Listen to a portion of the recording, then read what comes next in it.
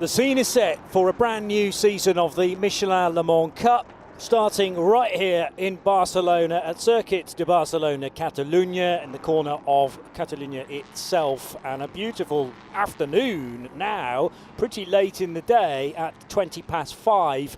And we thank you very much for your patience as well, because a busy schedule got behind time fairly early on this afternoon, and in fact a race that was due to start at 5:30 local, looking like it's not going to be too far away, a slight maybe 5-minute delay before we get the campaign started. It's an hour and 50-minute race then for round one of the Michelin Le Mans Cup, a combination of LMP3s, therefore Ducanes and Ligiers, coupled with a massive GT3 field of all sorts of different manufacturers, 6 of them in total, and a good mixture of gold, silver and bronze rated drivers amongst those. My name's Johnny Palmer, joined again by Graham Goodwin, who is the editor of dailysportscar.com. Certainly been a busy first proper day in anger. Yes, there was free practice yesterday and then the prologue well before that, Graham, but we're reaching for the Michelin Le Mans Cup. This is the precipice, this is the real important part of their weekend. Yeah, welcome to the 2023 season. It's a 42 car entry for this opening round, and as Johnny said, 12 of those cars in a very new look GT3 class. We'll come to that shortly. And no fewer than 30 LMP3 cars. It's going to be loud, it's going to be filled with drama, as these races absolutely all are, and it will go on for an hour and 50 minutes. Great to have you all back with us, and great too to have this very new look entry, new teams, new cars, new drivers we've had before in different cars with different numbers, different liveries. A lot for us all to learn and get our heads around. There's sure to be the odd misstep from us here in the commentary booth. Stick with us as we learn the racing colours of 2023. But what is not going to be in any doubt is it's going to be as much fun as it always has been here with the Michelin Le Mans Cup. I talk about the GT3s and the various machinery on offer. We got Aston Martins, we got 2 versions of the Porsche 911 GT3R, the 992 4.2 litre flat 6, and then the older 991 iteration. 2 of those to look forward to. 3 Lamborghini Huracans, the Audi R8 of Stella Motorsport, who join international racing after great success in the UK last year in the GT4 category. And high-class racing are represented on the grid with the HCR with Caffeine 6 Porsche. Tim Kresick, who was qualifying earlier on, joined by a familiar name, at least in ACO rules, Paddocks and Anders Fjordbach, Graham. Absolutely based here in Barcelona, high-class racing, and this HCR high-class racing with Caffeine 6 step into the GT3 arena for them alongside what they already do, supporting the Team Tour, the Icelandic entry, we'll see that later, and in LMP2 in Europe and in the United States. Here though, Johnny, one of the brand new cars for the Michelin Le Mans Cup, the first time in ACO rules racing for the new Ferrari 296 GT3. Hiroshi Koizumi and Kei Cozzolino, and it was Koizumi who has to, as per the regulations, do the qualifying earlier on. It's a bronze-only quali session for each of the GT3 and LMP3 categories, and that means that we get a very interesting look to the grid, which will change through the course of the first stint, which needs only to be as short as 45 minutes in 2023. There was a time when you needed to do basically an hour, but we could get the bronze driver out nice and early, although Arnold Robin is going to take some prizing out of this pole-sitting car for Racing Spirit of Le Mans. Yeah, great qualifying result for Arnold in what is the newest GT3 car in the world, delivered here just this week. A little late, actually, to even take part in the first session of the team's prologue test on Tuesday, and a great overhead shot of this fabulous circuit and a packed grid of sports cars. GT3, 12 of them, 30 LMP3s, exactly the same number but a very different looking grid, as we'll have the 4-hour race tomorrow for the European Le Mans Series. Don't forget to join us for that as well. But for now, the action is all here in, for this package, the second rung on the ladder for ACL Rules Racing. We've already had 2 races today in the Ligier European Series. Watch out for those races later this season. We move on up now to 1 hour and 15 minutes for Le Mans Cup, and then 4 hours for the European Le Mans Series. And by the way, the top rung of the ladder next weekend at Spa. If you're in Northern Europe or anywhere close, please do join us there. Trackside, tickets still available and remarkably affordable if you're used to perhaps other forms of motorsport at Spa-Francorchamps. Yeah, relatively speaking, it's a real bargain to see some top-class driving talent, but also these brand new hypercars in full competitive action. Amazing that by the end of April we will already have 3 WEC races under our belts, and then quite a gap until the second weekend of June for the 100th anniversary event of the Le Mans 24 Hours, an event that collectively these cars will be going to as well. They will, and it will be a boosted grid as always for the Road to Le Mans races. Not though the now traditional slots on race morning. They'll be racing earlier in the week for good reason. There's all sorts of fantastic treats to come for people trackside, and we hope as well for those following us on a variety of broadcast and streaming channels that should be part of that. We'll bring you a little bit more detail of that throughout the weekend, but suffice to say, if you are going to be trackside, you're going to get one heck of a centenary treat from the organisers of the Le Mans 24 Hours. Some amazing drivers, some amazing cars going to be displayed on track and running at full tilt as well. Plenty of Team Virage cars here this weekend, including in the Ligier European Series earlier on in the day. They've already had their 2 races that formed Heat 1 of the 2023 season, but Oscar Bittar, who hails from Paraguay, driving with Italian racer Alessandro Bracalente in the Team Virage Ligier number 59. We just caught a glimpse of that car as we work our way towards the sharp end. So that qualified in 9th position. And now a look at the number 87 car that will be started by Adrian Schiller, familiar name in this championship, joined by somebody from a championship I just mentioned, the Ligier European Series, Graham. Absolutely. Cedric Goldramar came from the JS2R, the GT class, if you like, on that first rung on the ladder with some success, and steps in now into the Michelin Le Mans Cup. And that's what this is about, Johnny. It's about teams and drivers progressing, finding where their talents can place them in this kind of firmament, and seeing whether or not there's opportunities competitively, financially, in all sorts of ways to keep moving on up the ladder. And that plan is working, has worked since these fantastic cars, these LMP3 cars, came into the picture in 2015. This is the Team Tour car from Iceland. Audun Gudmundsson, the Icelandic driver, is aboard the number 77 car. Will be joined this year by previous champion in the Michelin Le Mans Cup, Colin Noble. Not very Icelandic, but very quick.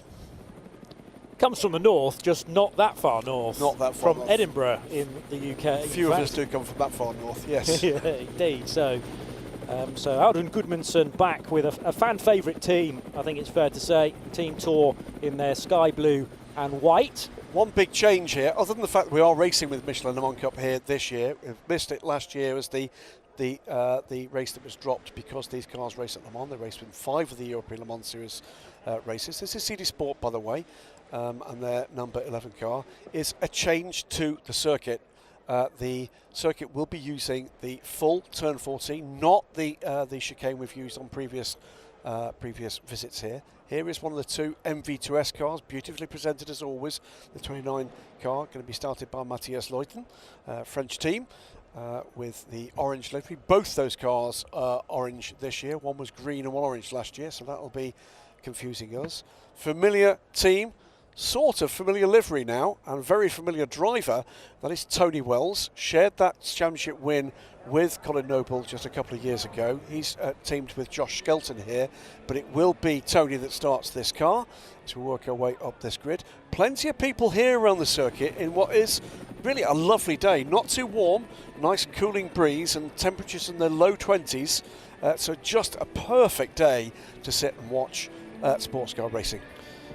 It's also very easy to get to this track. It's not bang in the city centre in Barcelona, but it's only a metro or a train ride away. Montmelo, so to the northeast of the city centre and the famous cathedral that is still being built, as we now concentrate on Hugo Delacour in the 68 M Racing car. Yeah, qualified by the Frenchman earlier on, and he will start it. He will. M Racing is the M4 Ivan Muller. Team Virage, and they've had a proper weekend this weekend. Good stuff and bad. It is the team boss, Julien Gerby, that will start the number 16 car from the front row. The 16 in the now familiar yellow, orange and black colours of Team Virage. Already 2 wins in the Ligier European Series under their belts today, and they'll be looking to add a 3rd in this opening round of the Michelin Le Mans Cup before we get to our pole sitting car. And a brand new pole sitter it was, Johnny. Very cool bit of music in the background, and if you were paying close attention to our sessions earlier in the day, we actually saw a Murphy Prototypes mechanic doing some air guitar. I can assure you it wasn't that gentleman on the electrics though. We've got about 3 musicians who were entertaining the crowds, but yes, more about the Graf Racing pole position for James Swetnam, who was doing some good stuff earlier in the season as part of the Asian Le Mans series. And it's Swetnam who shares with Irishman Luca Allen, who have taken the first pole position of the season and by a clear 2/10. It's a smallish margin, I suppose, but we are used to much narrower gaps between cars across the Michelin Le Mans Cup. Tellingly, perhaps, the top 9 positions all taken by Ligier JSP 320s with the Nissan engine. It's the same spec of engine that powers the Ducanes in the entry as well, but the best Ducane in 10th place with some work to do when we get to the race. That's Bukantsov and James Winslow. So Alexander Bukantsov, who's probably starting that car. Yes, he is, confirmed. So that is the 5-minute board on the grid now. So 5 minutes until we get race underway. We look at the grid, Johnny. James Swetnam then with the UAE flag, but UK from the UK originally, based now in the Far East, alongside Julien Gerby. We've mentioned those 2 already. Hugo Delacour for M Racing starts 3rd, alongside former champion in this series Tony Wells from 4th position with new teammate. Then MV2S Racing, Matthias Luton. Going to be really interesting to see how he gets on from Germany. Shahan Sarkissian returning to motor racing after a little time out for CD Sport. Used to race Formula Renaults amongst other things in the UK. Team Tour, Auden Gudmundsson starting in 7th place alongside Adrian Schiller's Cool Racing, number 87. Cool have had a great a couple of sessions today in the European Le Mans Series, taking a double pole position, so that's to look forward to tomorrow. Team Virage, Oscar Bitar of Paraguay starts alongside the best of the Ducanes, Alexander Bukantsov as mentioned. Pieter de Kertens in a second M30 for Hegeli by T2 Racing, Fabien Michel in the team at their home race, CD Sport. Then it's Terence Woodward for 360 Racing and Louis Saint-Jouin of Switzerland for the Swiss outfit Cool, number 97. 15th on the grid will be Mark Richards, sharing with local girl Belin Garcia, and Christophe Cresp in the MV2S Racing, number 28 is 16th. Then it's the Racing Spirit of Le Mans, Christian Gysi, alongside Chris Short for Inter-Europol competition. Racing Spirit of Le Mans are defending champions in the Michelin Le Mans Cup. John Melsom's Nielsen Racing, number 4, starts alongside ANS Motorsport and Jonathan Brossard. Steve Parrow in the 66 car next up alongside Patrice Lafargue's Edex Sport car in that family-run crew.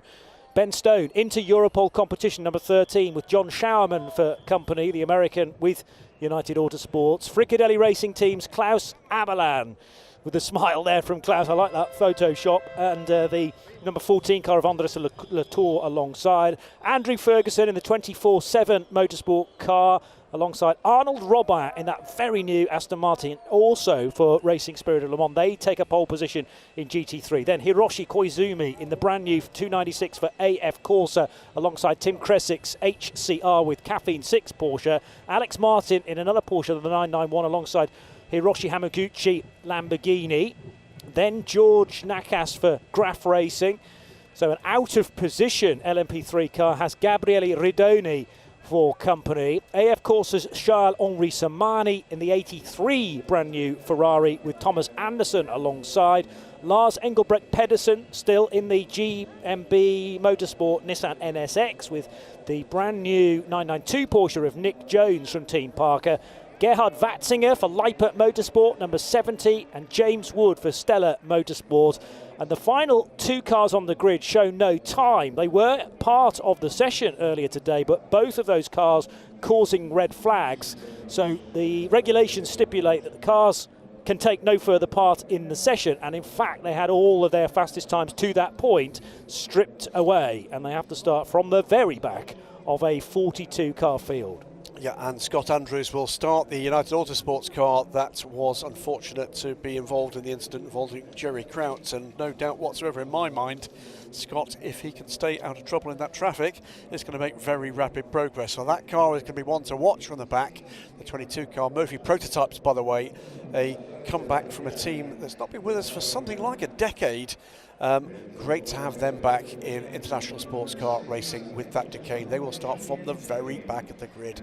This is the 16 car on the outside of the front row. Epic stuff, by the way, from Jem Swettenham. Debut in the Michelin Le Mans Cup. Yet another driver coming from the radical scene and showing that the lessons learned there have been valuable in preparing him for, you know, in some ways a similar, but in other ways a very different racing package. The very familiar note of the Nissan 5.6 litre engines, fire up, 30 of them, and then the very different spread of GT3 cars this year. This is shape of things to come in GT. Final year in the European Le Mans Series and the WEC for the GT spec of machinery. It will be LMGT3 next year. How many of these cars and these teams might feature as part of that scene? Well, we've got less than 12 months to find out. Exactly, but it is the perfect platform to potentially launch a career in the European Le Mans Series moving forward in their GT3 category. And green flag, start of the formation lap. The prescribed GT category at Le Mans will be GT3 moving forward from next year. So I always thought that this championship, which has had GT3 in it from the start, Absolutely. 2016, that we could really build on that change of decision from GTE to GT3 in the more global ACO World Championship and European Championships. We mentioned some of the key changes, Johnny. There's one other key change that absolutely needs to be explained, and that is in common with all of the other ACO rules racing from this season, there is no tyre warming in the Michelin Le Mans Cup. So, not saying they're stone cold, they've been out on a formation lap, but they've been sitting there for some little time. It will take some time for these teams and for these drivers to get the heat into the Michelin tyres on each corner of all of these cars, and to do what they can on this formation lap to help that process. But just watch for people being caught out by the lack of mechanical grip that results in that. There will be some tippy-toeing around, and some of the less experienced drivers will maybe come into this first opening race lap of the season in a fairly conservative vein. The others will fancy their chances. What could possibly go wrong?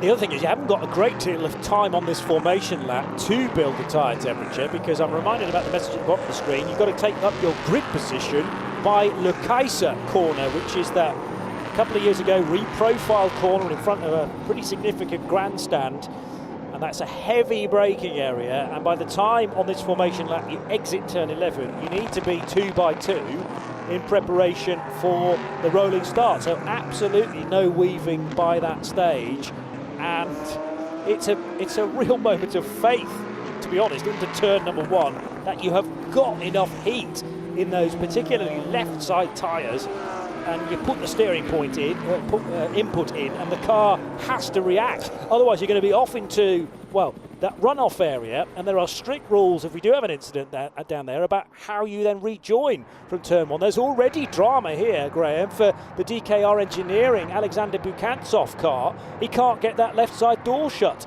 And that is a problem. Because that's not the side of the car he's sitting in either. So he's having to reach across, try and open it and slam it shut again. Might be given a couple of laps to try and solve that, but by the time you're racing, you are not going to be able to address that situation. If the car peels off into pit lane, that's got to be the reason why. It's wide open. It's wide open. I think actually that's not him attempting to shut it, it's just flapping around. Well, he may choose, you know, here No, he's definitely trying to slam that. to do this lap so that he doesn't lose a lap at pit out. Yeah, not a bad call.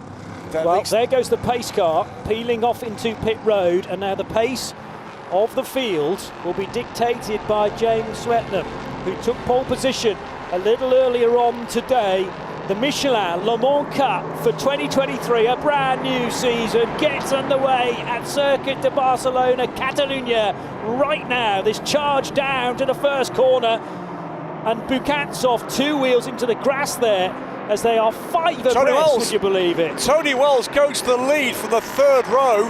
Can he keep it? Not quite. James Swetnam goes side by side with it, Johnny. 39 takes the lead. Briefly, Tony Wells was in front for Nielsen Racing, but Swetnam, and a big pile up further behind. 1, 2, 3, 4, I think 5 cars, 6 cars maybe, all involved. And I talked about cold tyres into turn number 1. This is maybe a direct result. 1, 2 of them are Inter Europol cars, potentially. There's certainly one of them from the little Polish outfit. Yeah, 1, 2 cars from Inter Europol. Is that the ANS car in there as well? Just trying to pick out, that's one of the Nielsen cars. And at least one car going wide there on the exit of turn 1. But I mentioned that it was that car, I think, swinging back across the bows. It is all 3 of the Inter Europol cars. Oh, no. And the Aston Martin that was leading GT3 only just about squeaked through there after good avoidance driving. But the Aston from Racing Spirit of Le Mans has, safety car straight away, has lost the lead to Tim Kresick in the 8CR with Caffeine 6 machine. So car number 86, smouldering away as the 66 car from Rinaldi Racing, started no doubt by Steve Parrow. So who's we can involved work there? out. It is Chris Short. Actually, Andreas Latore got away with that, so it's 2 of the 3. But he has been delayed by it. He's got the car underway at least. I hope that car can complete the lap. It's Chris Short in the number 13. Is that the 15 car? It's the 15 car for Inter Europol. John Melsom in the Nielsen Racing car. Steve Parrow's Rinaldi Racing 66. Ben Stone in the Inter Europol number 13 car. It looks like an on-starter at the moment for the 19 Lippert Motorsport from Gabriele Grindoni, the Lamborghini. So it looks like only 11 of the GT3 cars have taken that start. And there were further delays, even though Christian Gysi got through the end of the first sector. He's then had a very slow second sector, which has taken him 10 further seconds, and Gysi's dropping further down the order. He's got damage. It's a left rear puncher. Yeah, I also have concerns for Patrice Lafargue, who has had further delays, having initially got away from that first incident. Now, Alexander Bukansov in the garage to try and solve this problem with the door. That's not the same car. Was it not? The LMS car. Yes, because of course the Le Mans Cup car is not permitted to go in a garage. So they were, well, are they thinking about taking a part off that, taking the door off the LMS car to fit it to the number 3? We'll wait and see. Was Bukansov involved in the incident despite having that, or additionally having the distraction of the door flapping around? Well, one of it happening out of shot, but 1, 2, 3, 4, 5, 6. And I fear for the car that's sitting right in the middle of the road that thankfully didn't get collected. Have a look for the Aston Martin for Racing Spirit of Le Mans. Aston Martin, where do I go? Where do I go? Off into the dirt, almost got overtaken whilst he was in the dirt by the Lamborghini.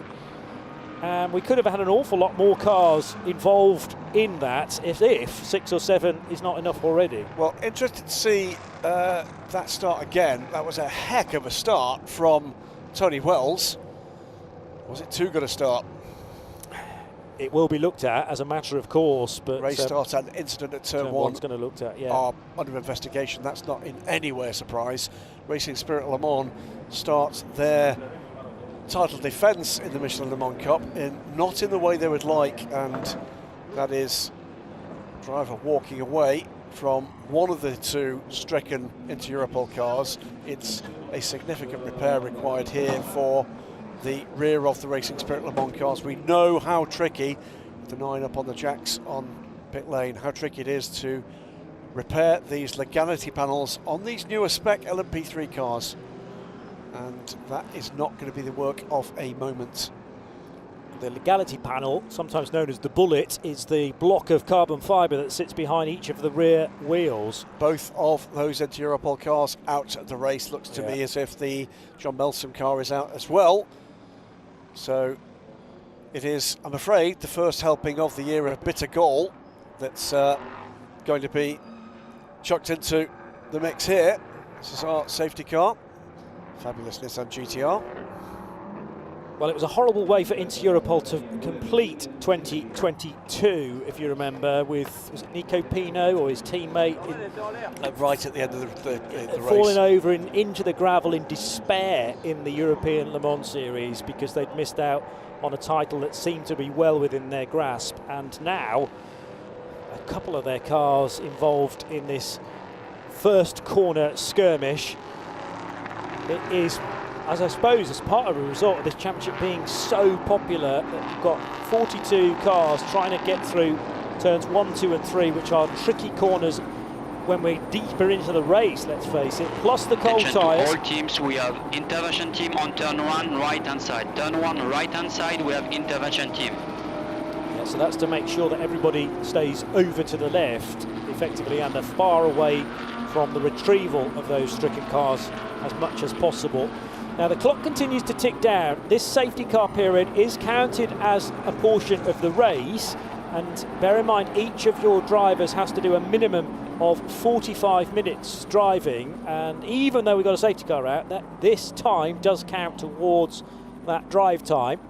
And then you can come in and switch over, and as long as by the end of the race each of your drivers has done 45 minutes or more, then that will be fine.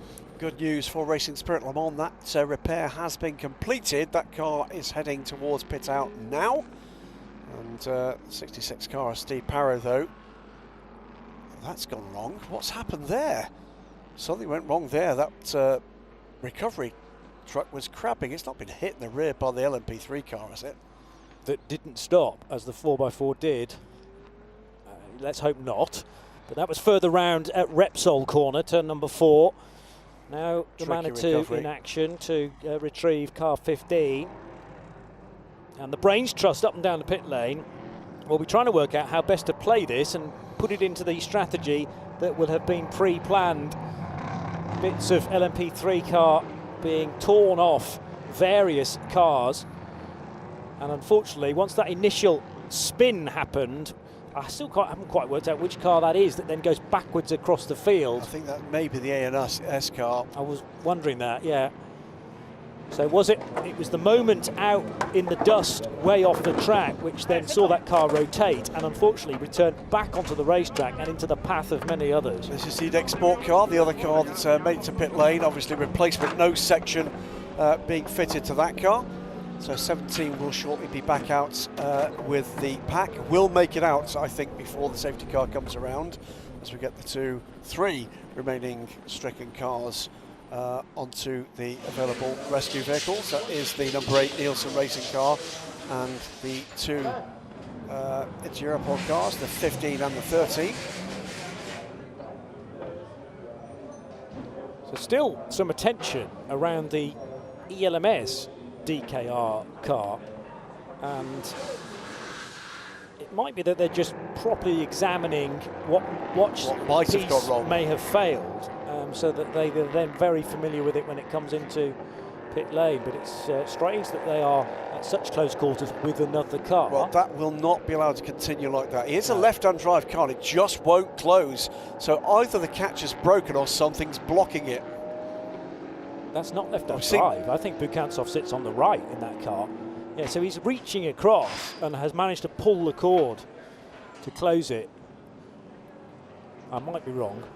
Yeah, I'm not sure. Okay. It seemed to have a good old grip on that door. Yeah. It wasn't terribly much arm's length, was it? It's not going to close like that. It's not going to close. No. That car will need to pit, on. and they will certainly flag that car to the pits if that can't be solved.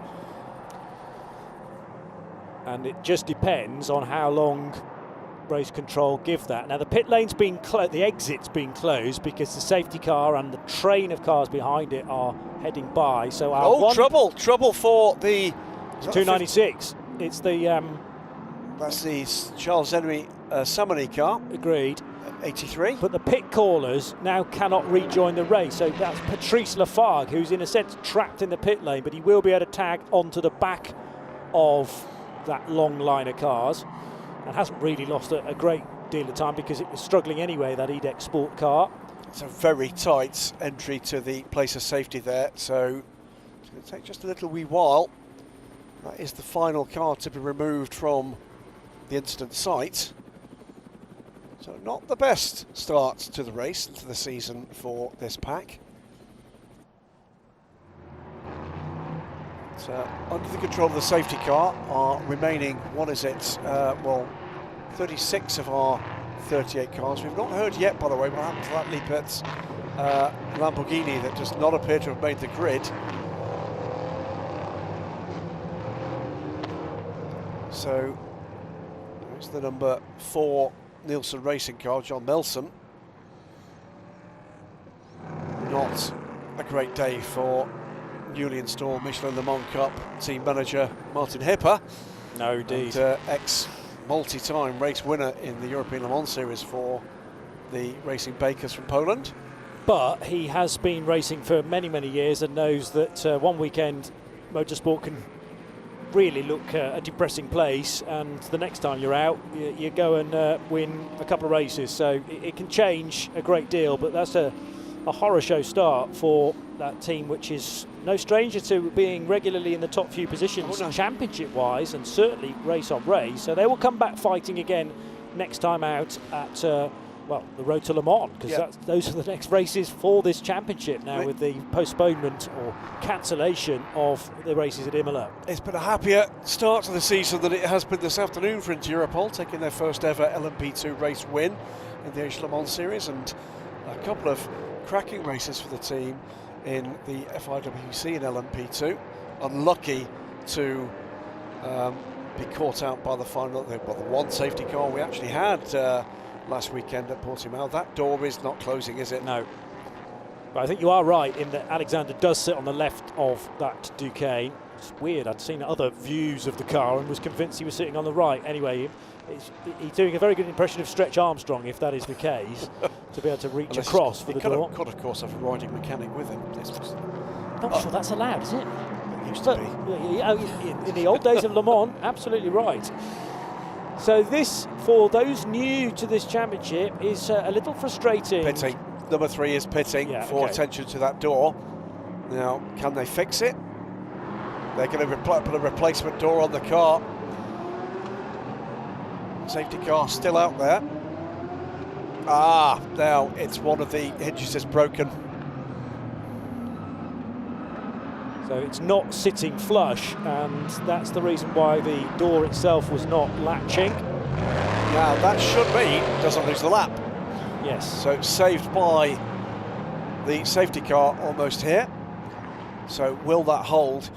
The other aspect with these things is there's all sorts of things you can and can't do in motor racing. One of the things you can't do is to secure a door that won't open with tape. Indeed. You cannot impede the opening of the door.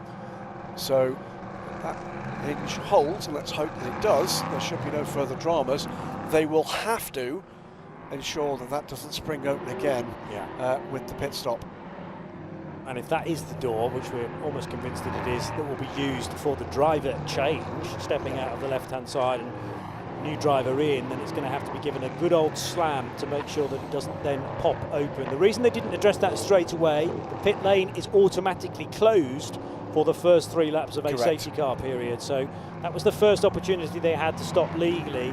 You can come in for what's called emergency service, which is a short blast of fuel if you're absolutely desperate for some fuel to continue on, but they wouldn't be this early on in the race, or indeed to repair a punctured tyre. Yeah, safety-related work, basically. To leave the car out there being more dangerous, that will be determined by race officials as to whether or not there's any advantage taken.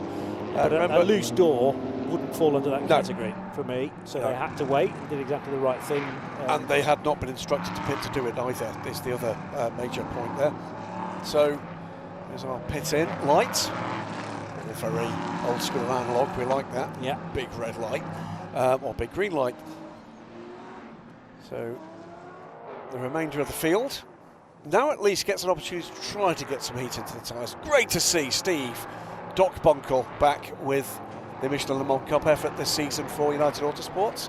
There in the white shirt is Richard Dean, the co-owner of United, with Zach Brown, of course, And Richard, no mean driver himself, F3000 back in the day, British GT champion in no less than a Dodge Viper, and the iconic Centura GT1 car, short-engined beast that it was, and great driver. And United Autosports still in a rich vein of form, a 1-2 in LMP2 at Portimao in the WEC. Stepping away this season from LMP3 in the European Le Mans Series, but still with 2 cars in Le Mans Cup. But stepping away because they've got no fewer than 3 LMP2 cars this year. Yeah, so got their hands full with cars across the top 2 divisions, 1 in LMP2, number 22 car, and then 2 cars in the Pro-Am LMP2 ranks. Let's take a quick look at the cars as they come through. Just a quick look at the back of the screen there. First time we've had a look at the Stella Motorsport Audi. And this is the team from close to Silverstone in the UK that step up from being last year's British GT4 champions to GT3 with this Evo 2 version of the Audi R8 LMS. And they field Senna Fielding stepping up from GT4. And James Wood, who amongst his other places in life is the UK ambassador to the centenary edition of the Le Mans 24 Hours. Okay. Big part, ACO Wheels Racing, a big part in his personal and business life, and a massive exponent of this sort of racing. Went to see the launch of the team effort at the very impressive facility, say close to Silverstone, and the welcoming messages came from, amongst others, Tom Christensen and Pierre Fillon. If you've got those 2 in your phone book, you're not doing bad. Indeed so. This clear-up is still taking a pretty long time, I'm afraid to say. The long safety car train, the fact that they're all bunched up behind the safety car is now helping the marshals. As soon as that last car goes by, they can jump on it again in an attempt to soak up the liquid that has been laid down and also continue their sweep. But every few minutes, they're obviously having to clear the track completely to allow the safety car and what's behind it safely by. We are still a long way away from the drive time limit of the first driver being completed, but this the circuit being dressed there, and that dust chucked out of the bucket, which is now being worked into the surface with the brooms. Really, you need either brooms or cars running over that those spillages for the content, whatever it might be, coolant or brake fluid perhaps, that make sure that that's being mopped up successfully. Good news, bad news, by the way, something I've just focused on as we continue on this safety car. That, by the way, almost certainly fluid from the number 66 car from Steve Barrow. That was the car that ground to halt with steam emitting from everywhere. Remember the 2 cars that started from the back? One was the 48 Murphy Prototypes car in the hands of Adrian Watt. He moved up to 21st out of the 30 cars after that incident, and 31st overall from 42nd. Scott Andrews is up in 21st position overall, had passed 21 cars on that lap before the safety car was called. That's the good news for United Autosports and for Scott Andrews. The bad news, of course, is this is burning his gold ranked, I think Scott is, driver time. So that's not going to plan. It'll be Jerry Kraut for the second half of this race. So good news, great first lap, Scott. Bad news is you spent most of the rest of the time behind the wheel looking at the back end of a Nissan GTR. The other thing I don't quite understand is that the Murphy Prototypes car that didn't have any times from qualifying was started by the bronze. Now I don't know officially what rating Dan Skotterpol, the Czech driver, is, but it was always my understanding that if your car didn't get any times in qualifying, you had to start from the back of the grid and with the most pro driver that you have. Hence, right. Scott Andrews has been put into that car.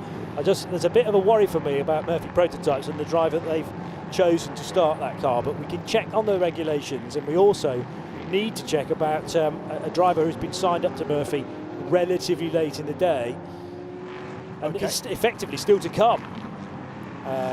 Dan Skotterpol of the Czech Republic from Prague, 19 years old. fact that he's 19 and he's come out of karting and Porsche Carrera Cup Deutschland, I would say he's at least, well, probably most likely to be silver. Yeah. So he should have been the one to be put into that car, Well, another quick unless look. I'm mistaken. Safety car is coming in this lap. We've missed something like, what is that, 18 minutes of racing. We barely got 2 before the safety car was called for 5, 6, 7 LMP3 cars in trouble with that early race incident. And it is going to be James Swetnam with Tony Wells and Julian Gerby to hair off into the distance. Around they come to go back green flag racing, Johnny Palmer. Here they go then. This is different obviously from the initial start of the race because it's a single file restart and James Swetnam will be given less pressure from all sides over Tony Wells. It doesn't stop them overtaking into the first corner though, and Hugo Delacour and Julien Gerby running side by side. Gerby losing out there to, or staying behind Delacour as they cross the line. Jahan Sarkisian trying to make some progress as well with local team CD Sport. He's running in the number 11 car and 5th ahead of Adrian Schiller for Cool Racing and Oscar Bitar for Team Virage, the number 59 car. But it is so busy out there. The question of trying to keep your nose clean as much as possible, but also many will be bearing in mind they've lost 20 minutes, so there is 20 minutes less of racing available to them. And if you have, in the case of Scott Andrews, put the quicker driver of the 2 in, this is really the time to make some hay. Yeah, already he's passed a further 2 cars, by the way. Scott Andrews up to 19th place and will, I'm sure, make further rapid progress in these opening laps of more green flag running. Under pressure, Tony Wells here from the M Racing man, Hugo Delacour. And also for Julian Gerby, it's been hit. So has he been hit or is that a failure? It was pretty close to the rear. That's out of the race. It's another problem. It's both Nielsen Racing cars out now. And was that a hit? I didn't see any contact. It just looked like something broke on the rear of the car, but we may have another angle of that to show you. Round the outside, Julien Gerby. This is the battle of a second position now, bear in mind. Hugo Delacour, no answer to that as Gerby charges his way up the inside at turn 13 and bags second, but we're straight into another safety car period because of where Tony Wells has come to rest in this bizarre incident. And it looks failed like there. It failed there. No but contact. It's a matter of, well, wasn't contact at that point. Is the point? It's was there contact? Was he involved in one of the earlier incidents? He was certainly far further up the road. Or there's no damage to the rear of the car though, so unlikely he's been hit. He wasn't hit in that incident. But No, I'll take definitely what not you're saying, there. That in that it may have absolutely stressed was not. the component. But we've only had, I mean, how many racing laps did we have? Well, none. We had about 2 racing corners. And you're right, it would be nice to revisit that turn 1 incident of the initial start to see whether Tony got a whack in the rear left corner. The other one I was concerned about is when we went back to green, he was in very close contention with the M Racing car, and I do wonder whether or not there was a further brush there, and something that may have been a little bit bent might well have just given way, and that Nissan GTR is about to be scrambled again.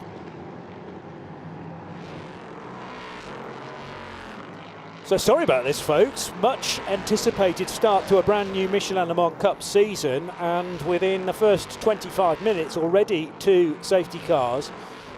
What it does do is ensure that there are not any significant gaps growing between the drivers that have the larger speed differential between them, which is the bronzes. You tend to find the silvers and the golds are trading hundredths of seconds really, whereas there can be seconds between bronze lap speed, but it's not going to be that a leader can break away as we so often see in the opening hour or so. Well, there's a great example of exactly the problem that you've just described there, Johnny, and that is United Autosports. Their 2 cars are currently running 15th and 16th overall. John Schaumann, the bronze driver, started the 23 car and is broadly keeping station with his qualifying position. The 22 car started from the back of the grid after problems for Jerry Krautz in qualifying, was started by their pro driver Scott Andrews. They sit 15th and 16th. There has been effectively little or no competitive advantage drawn from United Autosports had they qualified in position by having Scott Andrews in the car, because he spent almost all of his time behind the safety car. So what's going to happen here is going to have very limited time in this car at pace, and then you're going to have to hand over to the bronze driver, whilst the 23 car, can hand over to the more pro driver. That's Wayne Boyd, I think, in that car. So the 22 car at the moment, 3 car at the moment, is sitting pretty, whilst the 22 car are going to be struggling from this point forward. Great start, by the way, in avoiding all the problems from Tim Kresick in the HCR with Caffeine 6 car. You can see Anders Fjord back in the background there with his race suit rolled down, and he'll be feeling pretty good about things at the moment. This is Tim burning his bronze drive time before the car is taken over by the not inconsiderably talented Anders Fjord back. And as some years ago it was this Nissan intervention vehicle struggling for a position where they can actually get this car out. I think they've given up the ghost from that angle. May need to be lifted. I think almost certainly, with the amount of damage to the rear, and still rather puzzled as to who or as to why that car ended up in the sorry state that it did, but nothing that Tony Wells could have done with so little warning in trying to slow the car down into La Kaiser corner. So the intervention vehicle here with the lift bar, that's a bar equipped with lift points designed to have the optimum lifting position for each of the kinds of car that are out here. That's waiting to be released by race control. We'll wait for the safety car train and any other strays. And that's one of the reasons, by the way, why you're not allowed to pit under the safety car, to limit that risk and to reduce the workload on race control in a pretty high pressure environment here. They'll wait till this is cleared, they'll wait for the radio message and confirmation from the closest marshal post that it's okay to cross the track, and then we'll get underway with the recovery of this car. 20 minutes to play with for the starting drivers, and then we might be in a situation where you just pit as quickly as you can, because the danger is if you keep the bronze driver in for too long, they're going to be left behind in a sense as the pros in other cars or semi-pros in other cars start to take over. So it could be very, very busy as for the takers at the end of the opening 45 minutes of the race. Here is a snatch vehicle being summoned then. So the 4x4 was tried, and that was the plan was thought better of it. I guess Tony Wells was staying at the wheel of the car, and I hope that he would be able to continue, but I don't know whether he knows the extent of the damage on the back of the car. He just took a look. I wonder if he thought he'd taken a tag from somebody. He's walked away. He will not be very happy at all. That's not a great start to series that he would have hoped to have been after this afternoon in championship contention for. It's a long way back. It's 6 races, remember, or rather 6 rounds. It's 7 races. TW is Tony Wells, not Tomorrow's World. And he's joined this year by Josh Skelton, making the move away from Racing Spirit of Le Mans. So that car would be, well, it was very strong certainly in the hands of Tony Wells, and would have been even faster with the Cumbrian on board, Josh Skelton, but he'll have to wait for the next time these cars appear, which will be during Le Mans week. And as you say, 2 races to look forward to there. The 2 of a shorter variety though, still with a mandatory driver change planned for those. They tend to run to 55 minutes again with this very thirsty 5.6 litre Nissan V8.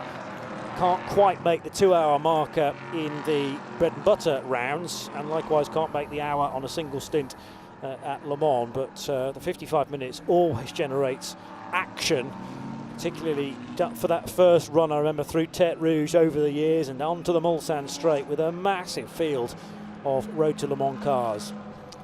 Absolutely, and so the track workers, I think what's happened here, Johnny, is I think the initial attempt with the Nissan intervention vehicle was abandoned on the report there was a problem in the rear corner. What you don't want to do is to increase damage by trying to drag that through a gravel trap if you've already got components that are not pointing in the right direction. It makes a lot more sense for safety and for preservation of an already damaged car to lift it. And these gravel tracks deceptively deep as well, made, funnily enough, of gravel, but also pretty substantial stones too, and the stones can get into all of the components, all of those difficult to reach crevices. And a wink there from Franck Chapard, who I met briefly yesterday. He is Shahan Sarkissian's teammate. So at the moment, his car with CD Sport going strongly in the hands of the Lebanese driver, and he'll be handing over to Parisian Franck Chapard for the second phase of the race. This does give us an opportunity, though, to catch up with the man I was just mentioning down at Nielsen Racing, chatting to Steph Wentworth. Here with Josh Skelton, the second driver of this Nielsen car number 7. Josh, tell us what exactly went on with your car there. We're not quite sure yet. I think it was just a puncher. He had quite a slow sector 2, lost a lot of time, and then it failed going into turn 10 and ended up in the gravel. It's obviously a massive shame. You guys look like you had pace. It's a big shame you guys had pace. Yeah, it's a bit unfortunate. Tony's done a very good start, got up into P2, challenging for the lead. His pace has been really strong all weekend, so I think we had a good race car and could have fought for the win. Well, it's a shame. I'm sorry to hear that. Thank you. Thank you. Well, Josh Skelton, once he sees the replays of that, or a few more replays, I think he'll realise it was more than a puncture. Now, is this an idea? Yeah, this is where it goes. This is the incident where it goes. There, that's where it goes. Definitely the wheel is not pointing in the right direction, certainly more than a puncture. Wheel has stopped turning at that point. I don't know, actually. I think that wheel was not pointing in the right direction. Having seen that again, I'm siding with Josh, but... You think? I thought when we saw it from the other angle. I think the upright is remaining intact, and the tyre, for whatever reason, has gone. Now that... Tony Wells back to the garage. And he's going to have a conversation with Josh about it. Of course, here we go. I started to feel a bit weird, and then it snapped in 6 and 7, and then I was like, have I got a puncture? And then, because I didn't know whether I'd pick up or, you know what I mean? And then, he's confused as well. I think it was a failure. I think there was a failure somewhere at the rear of that car, but I'm sure we'll hear from Nielsen Racing later. Tony will be bitterly disappointed with that. It's a competitive racer, very cheerful when it goes well, and as with everybody who's serious about the motorsport, when it goes badly, can be a touch grumpy. Safety car's going to be in this lap. One car going completely straight on there when the circuit definitely goes right. It was the second of the yellow car, so not the Virage machine in second position. T2 car? But it could have been the Hegley car. That's right, T2, the Hegley by T2 Racing car. T2 Racing car, yes. Green flag it is, and we're back to racing speed.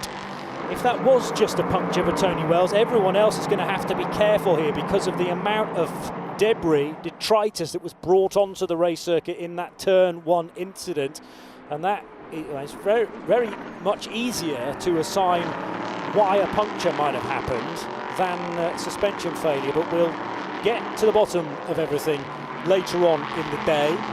Some racing, some rare racing to enjoy in the meantime, with 32, nearly 33 minutes already having elapsed in the 1 hour and 50 minutes that we have. And it's James Swetnam who leads the way from Julien Gerby.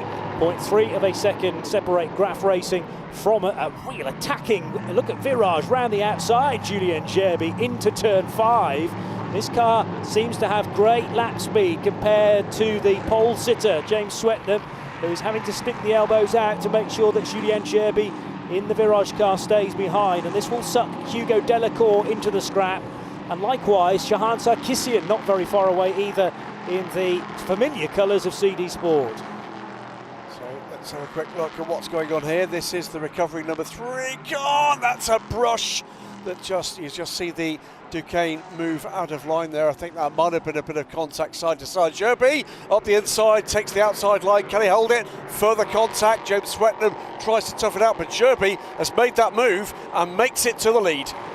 Just about timed that to perfection, cutting back across, and he was clear of the precious front wing of Swetnam's car, but there are dive planes that could easily be plucked out of their mountings there if you've misjudged your dimensions. But Julien Gerby got off the curb, which he desperately needed to do at turn 13, and powers his way through Catalunya corner to now lead at the end of lap 13 by 0.7 of a second.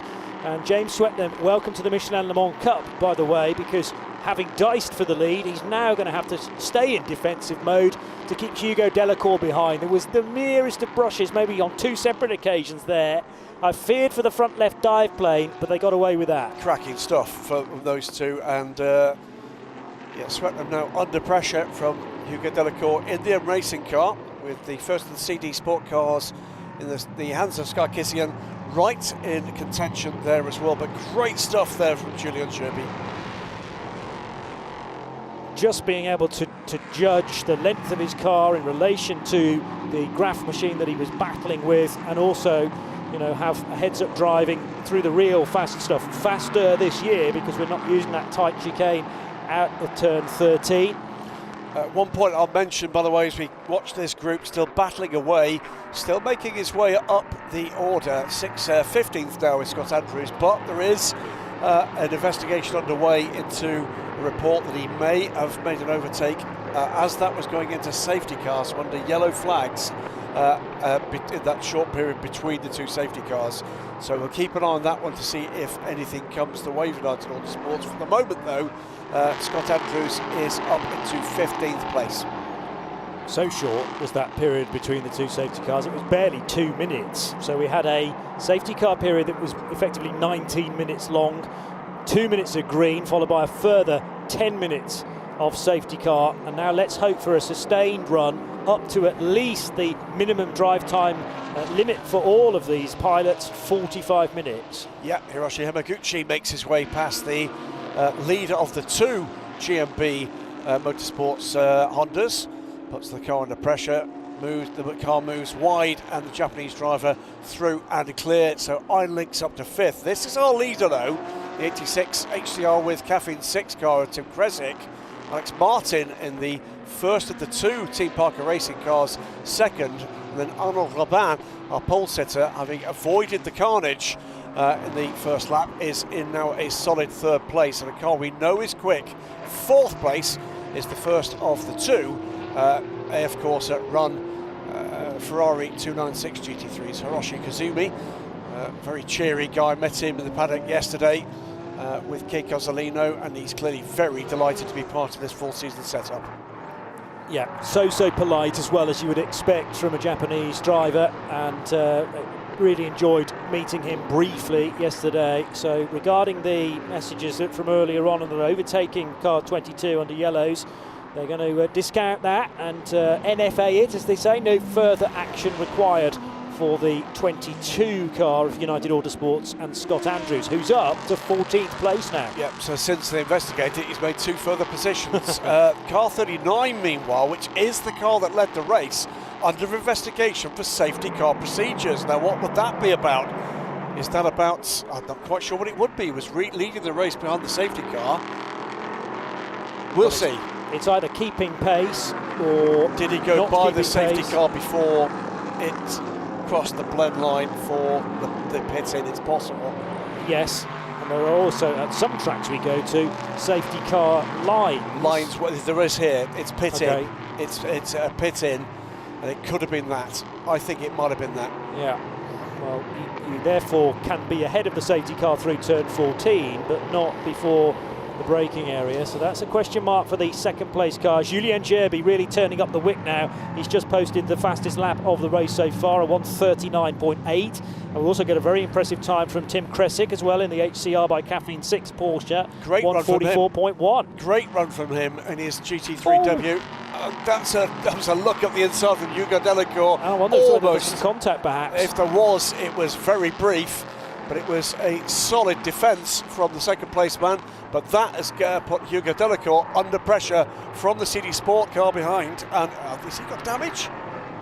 That was a big wobble in the corner there, wasn't it? Just a squirm under power, I think, because the tyres all seem to be inflated still, and he's getting good pace out of turn 12. But the man from Beirut, Sahan Sarkisian, now London-based, though, he gains another spot as well. Sarkisian saying to me yesterday, in qualifying he'd expected to be somewhere in the top 3, actually. I thought that's supreme confidence. Well, he's there now, Shahan. And now a spin for the Inter-Europol competition it's the car. other Inter-Europol yes, car. that is Inter-Europol competition. And, oh, that's right, it's not a different car, it's a different colour on the other side. I thought it said reverse then on the side. Reverse inverted colours, but no, it's white on one side and black coffee, on the other. Revere coffee. Yes, okay, which cool. is Andres Latore's coffee brand. But that car is going nowhere without assistance. Oh, dear me. So that is just before the kink at turn 9. In fact, it's more like the exit from turn 8, and a tricky place for that car to be sitting, covered by yellows at the moment. But one man from down under in trouble, and another man from down under, Scott Andrews, I'm sure saying bad things into his radio as a result, because it's going to be yet another caution period, I'm sure. Stellar Autosport been off the Motorsport been off the track there with James Wood. Now what's happened there? Was he involved with this issue here? No, that was just a spin from the gentleman driver finding his way. And that happened at turn 12, but still the dramas for Andres Latore then, who is stranded just before turn 9, between 8 and 9. Well, on the outside of the circuit. Front wheel looks like it's off the ground, and the rear wheel's just spinning helplessly in the gravel. Safety car for a third time in a single hour. 51 minutes gone, and the Nissan is going to need a refuel at this point. Poor old Julien Gerby thinking, I've got this for the first stint because I only need to run for another 5 minutes, and you can potentially hand over to rapid teammate Julien Henrion. However, the gap, which had grown to nearly 4 seconds, is now going to be wiped away completely. He'll have James Swetnam on his tail. The safety car closes the pit lane again for the first 3 laps of it being out. And by that point, with the pit lane opening, if the safety car's still out, then the pit stops could commence. Indeed. So it's been a terrible start to this season for the Inter-Europol squad. And teams beginning to get themselves ready for the inevitability that this is going to become a very full pit lane pretty rapidly once this safety car. Well, I don't know. It's under the safety car, and then the pit window is open. It's got a short pit window. It's not actually a pit window, it's 45 minutes minimum drive for either driver. So effectively that opens the pit window open to in 3 minutes. 45 minutes from the end of the race would be an hour and 5 into it, wouldn't it? So it's effectively a 20-minute pit. It's 3 minutes from now, so it's effectively 1 safety car lap. They will not be able to pit.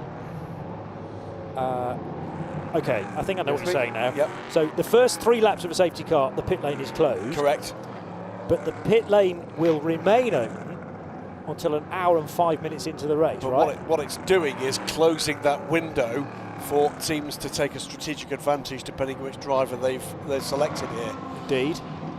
Well, but particularly with Scott Andrews. I mean, Yes. it's just been a horror show, really. Yes, he's made some time. He's now on, by the way, longer green flag, but it's so frustrating. 13th. Yeah. I'll give him a wide berth after the race, I think. Not anything to do with him, and the car that he drives, his teammate was trying his best during the qualifying session as well, but sometimes the odd error creeps in, and unfortunately, if the car then goes off the track, that's the Murphy Prototypes car. Now, what's happened there? That car seemed to just pulled almost to a stop. I think he's just making sure he doesn't overtake anybody because it's so slow past the stricken car, and pulled out a line making it look like it had stopped. Is it losing places on the screen? Don't think we'll watch so. them through the split at the end of Sector 2, but everybody is in order right now. There. Yes, he is. Oh, locked. Well, no, No, there are cars that are not on the lead Aha. lap, which complicated matters there. Yes. Patrice Lafargue and Christian Gysi, but no, Adrian Watt is still in the rightful position behind Nick Jones's team, Parker Racing Porsche. Well, what this is going to give us, with the exception of the 22 United Autosports car, is one heck of a finish to this race. Because remember, if you're new to the Michelin Le Mans Cup, the general rule of thumb for most of these teams is there is a non-professional driver and a pro. The vast majority of these teams have chosen to start with the non-professional driver, which is generally the way that things happen. The 14 car, by the way, is now away. This will be a short safety car So we might well get back underway really quite quickly here. That means we're going to get these cars, as soon as this safety car pulls off, more or less everybody's going to be coming to the pits. And then let fly, because what we've got then is a number of very established rapid pro drivers, a fair number too of there's going to be 10 seconds, by the way, added to the pit stop of car 39. That's the second place car for a safety car infringement. We'll find out exactly what that was a little later. Yeah. I think it might well have been the safety car line that he passed the safety car before it crossed it.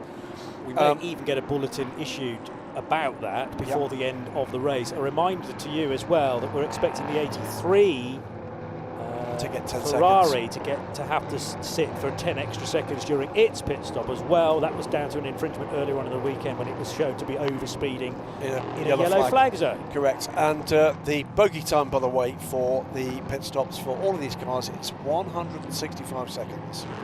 So it's 2 minutes and 45 seconds that each of these cars will have to, as a minimum, spend on pit lane for their required routine stop. That'll be driver change and any other intervention that's required. So that's basically a lap and a half, isn't it, that you're going to lose stationary, that is, as well. Well, no, actually pit in to pit out. So some movement is allowed during that minimum reference time.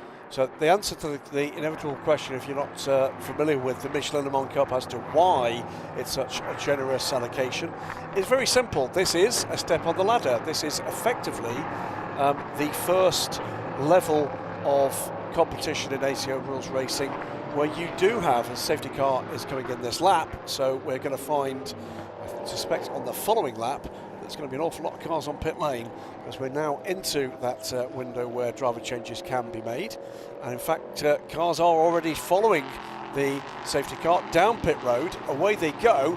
Team Ferrari lead the way. The 39 car is coming down pit lane straight away.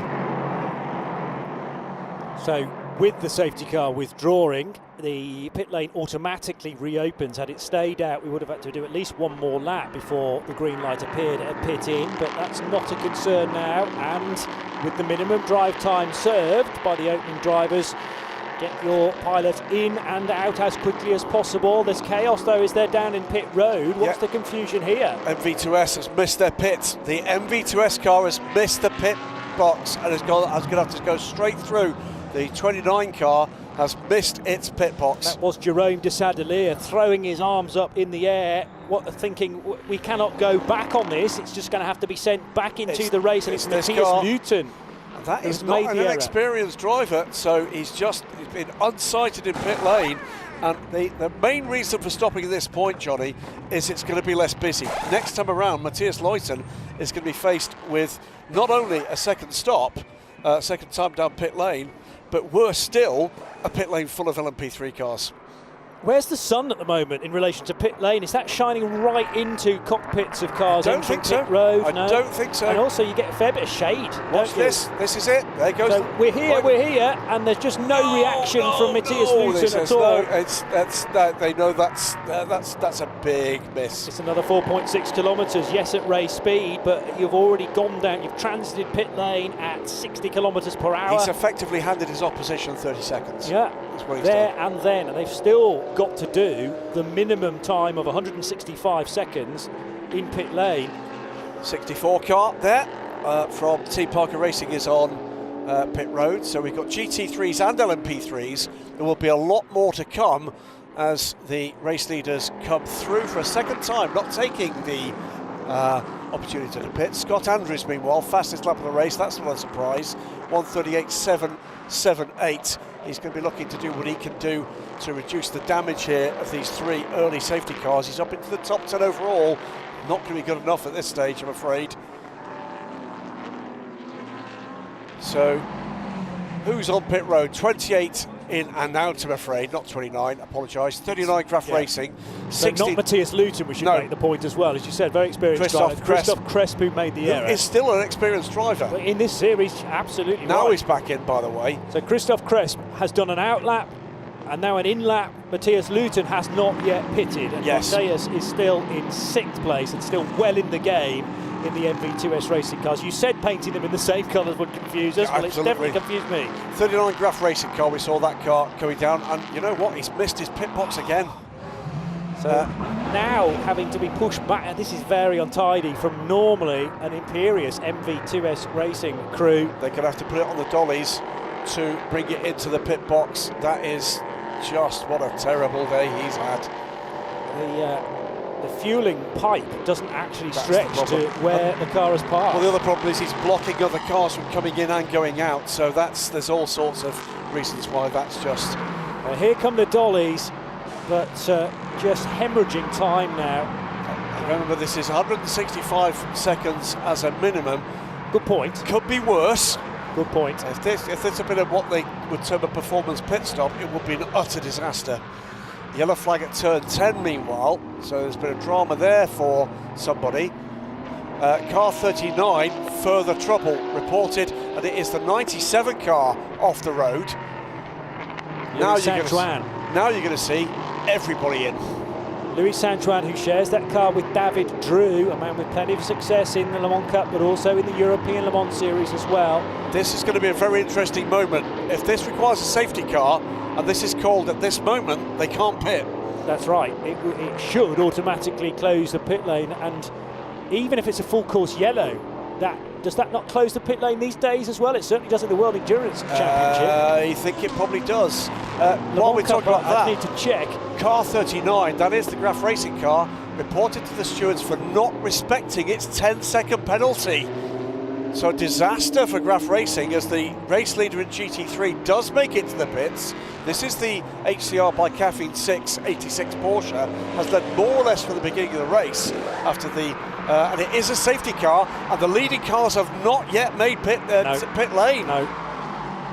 Now, they have to have made their pit stop with 45 minutes left on the clock. So at the moment we have 58.5 minutes left. So there is some time, and we should get to the point where the pit lane does open after 3 initial safety car laps. They're all piling in, interestingly though, from the lead of the race. Julien Gerby, Shahan Sarkissian, Hugo Delacour and Adrian Schiller all coming down pit road. Me and Graham are sort of frowning at one another because this doesn't appear to be allowed as far as the regulations are concerned. Scott Andrews is leading the race. Because he stayed out. He stayed out this time. So that's his 4th safety car. Yes. John Schaumann has stayed out. Now, I would argue United Autosports definitely know their rule set because of the racing in the World Endurance Championship and the ELMS as well. Whereas some of the other teams who are relatively new to ACO rules racing perhaps do not know about the safety car ruling. So we watch Colin Noble climbing aboard the Team Tour car, the number 77 car. Well, we said, I'm sure I said out loud at the beginning of this race that it's less confusing than it used to be without that second pit stop. Well done. Here comes the Team Tour car coming in. What's happening here? Replay of what? Is it? I'm not sure that mechanic needed to be standing where he was. The 14 car that was stuck in the gravel a little while ago is going to require the dollies to be positioned. All a bit messy at the moment. So United Autosports is 1-2. 3rd overall is the GT3 class leader. There you go. AF Corsa and Jean-Henri Samani. And as the 86 car is held at pit exit. What had been the GT3 leader is held, awaiting what? Is the safety car is on track. It is. Coming into turn 12, that's a long hold. That could be disastrous for the 86 car. They were definitely on pit road before the safety car was called. I'm pretty certain of that. Right. Well, more frantic pit stops being carried out. The safety car, I think, has practically, I know it does have cars behind it, including, of course, the 2 United Autosports race leaders currently, Scott Andrews and John Schaumann. Charles-Henri Samani in the AF Corsa GT3 leader.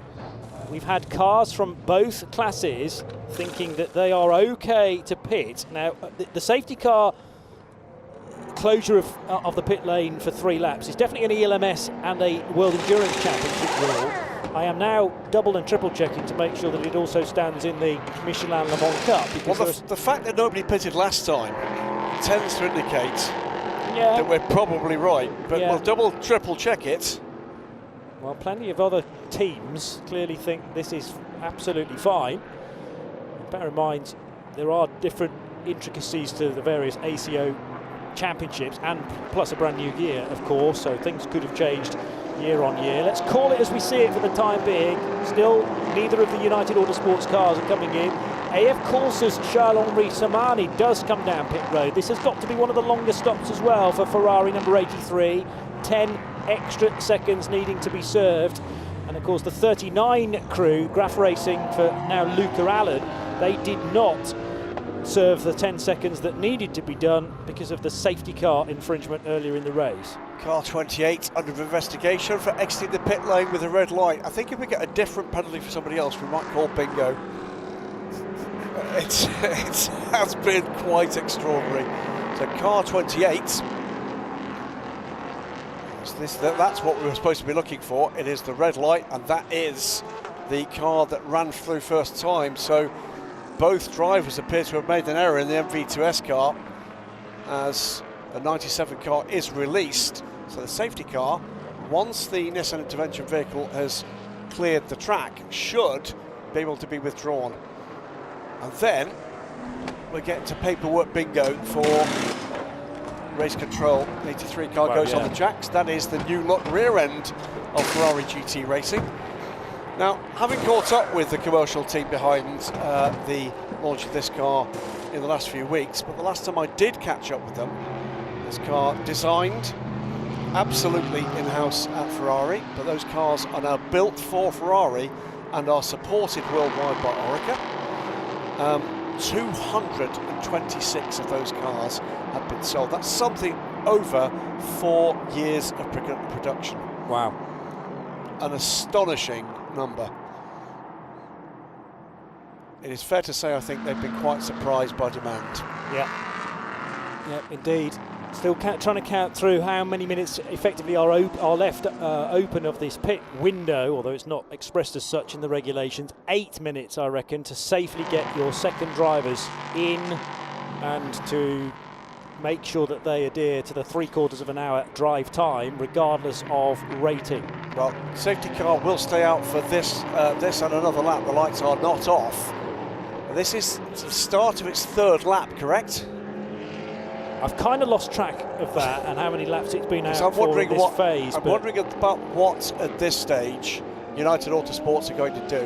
Yes. Let's just have a little look at how many laps of the safety car we've had so far. This is, well, 14 laps completed, an amazing 40 minutes. Now, in come United now. Here they come, right. Also, of course, there's something to be said about a much quieter pit lane, particularly when you're exiting from a stop. Are they electing to stop both cars on the same lap? Yes. Yes, they are. So 22 and 23 in. Everybody from the race has lead. now stopped. The one plus you could give here is if everybody's going to get a penalty for the first 3 laps on the safety car, they're all going to get it because they've all done it. Yeah. So there's been anything other than a straightforward race to be part of, and frankly to call. 52 minutes remain. When you get to this level of safety car, you know, for the first hour, basically 40 minutes, or first 55 minutes, 40 minutes of those have been affected by safety car. You then fall into the realms of, well, when on earth do you expect us to pit? Because the car was going to run out of fuel, but you're continually shutting the pit lane. Absolutely right, yeah. So, yeah. But we'll continue to go with the order that we have right now and be prepared perhaps for results to change a little later on in the day. How about Cedric Ultramare, though? Brand new to the championship from the Ligier European Series, and he now leads the motor race in car number 87 after 24 laps completed. Well, more than that, Johnny. In fact, the top 2 drivers in the race at the moment are the 2 guys who've graduated from the Ligier European Series. Fabulous. One for Soro, it's Magpie. I think they're already going through that somehow. A difficult first race for so many in this championship. But we have seen these types of events before, and it's often about making the best of a really tricky situation and gleaning as many championship points as possible from a regular point scoring round. Remember, it's roughly half points for each of the individual races at Le Mans, but 25 points on offer for a race win, plus a pole position for each of the two classes earlier on in the day. And just about everybody that needs to has now made their pit stops. The only one that's missing a stop is, unfortunately, for Tony Wells and the Nielsen racing car. The car that got stranded out on track after something failed on the rear. The safety car is going to come in at the end of this lap, and will we get a full stint's worth for new drivers under green? It's been a tough ask so far, but the cars at great speed work their way out of the Catalunya corner at turn 15, and again spread themselves all the way across the circuit. That, trying to hustle his way through, was Scott Mulvern up alongside Kay Cozzolino and also Valentin Haas-Clos. Cozzolino's got in front of Mulvern by the looks of things in the brand new Ferrari, but it's a new 992 spec Porsche that Mulvern is piloting as well, having taken that over from Nick Jones. Very, very wide indeed for the Murphy Prototypes LMP3 car, costing a bit of time through turn 3, and then the run into the braking area for Repsol corner. And what happened a couple of seconds ago into turn 1, there was a little bit of contact, I reckon, for the front right of the 87 car. Just about got away with that. The driver from Prague in the Czech Republic, Dan Skoktopola for Murphy Prototypes, just running a touch wide. Again, coming out of a safety car, when you're on coolish tyres, is going to be tricky as well, but that's always been the scenario. Just got to wait till you fully push on these Michelins. So the answer on safety car procedures, by the way, under control of race control, there is a pit entry light. That's what determines when and when they can't enter. It is not the standing 3 lap. Okay. So it is going to be determined by what was showing on the pit entry light. We saw that a little earlier, and we refer to it as a little bit analog. Another car running wide, that is one of the two. It's the 25 car, that is the Felbermeyer. No, it's not Felbermeyer car, because that's not in this. It's one of the 360 racing cars, I believe. The 25 car. So Team Virage, Gillian Henrion dominated the Ligier European Series last year as the Caffeine 6 HDR car goes side by side with the Iron Lynx car. So, and it's fueled back, and that will be Vincent Aubry, I believe. Oh, rather hot into turn number 1 there was one of the P3s, might have been the Team Tour car, overcooking things slightly, and just about get away with that. Let's hope that all 4 tyres stayed on the racetrack, otherwise that car will have had to have gone to the left side of the bollard. Also potentially more contact there for car 25, squirming into Repsol corner, which is the 360 racing car again of Belen Garcia. She knows this place very well indeed, having grown up just to the north of Barcelona. Team Tour, Colin Noble in traffic and trying to get stuck in there for 4th place with Kieran Small in the number 2 CD Sport car. This is getting very hot and heavy, isn't it? Both United Autosports car, by the way, under investigation for exiting pit lane with a red light. It's not been a great day for them either. No, certainly. MV2S and United Autosports both having wretched days here, but I'm not quite as wondering wretched as into Europol. The pit lane entry road governed by that light, but is that light visible to any of the teams? Yes. Do they have a repeater light? I don't know, but ultimately the driver has got to obey the signals trackside. Simple as that. But if you're called in and it's red, therefore it's the driver's responsibility. Completely. Even if he gets a call by the team to pit on this lap, they'll have to radio back going, I can't, the pit lane is closed. Yeah. So there's a lot of communication that's you have to really rely on the radio doing its stuff.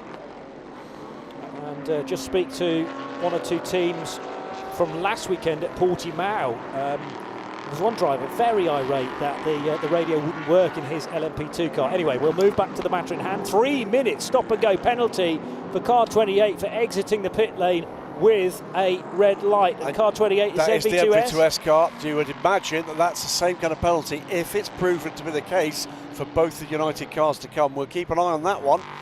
Tatiana Calderon in the Team Virage pit and watching at the moment as one of the team cars leads and leads convincingly. Guillaume Henrion, having brought home the Ligier European Series in the most dominant, convincing fashion possible almost last season, leads his first ever, and that's more than a kiss, isn't it, side by side between M Racing and Cool Racing.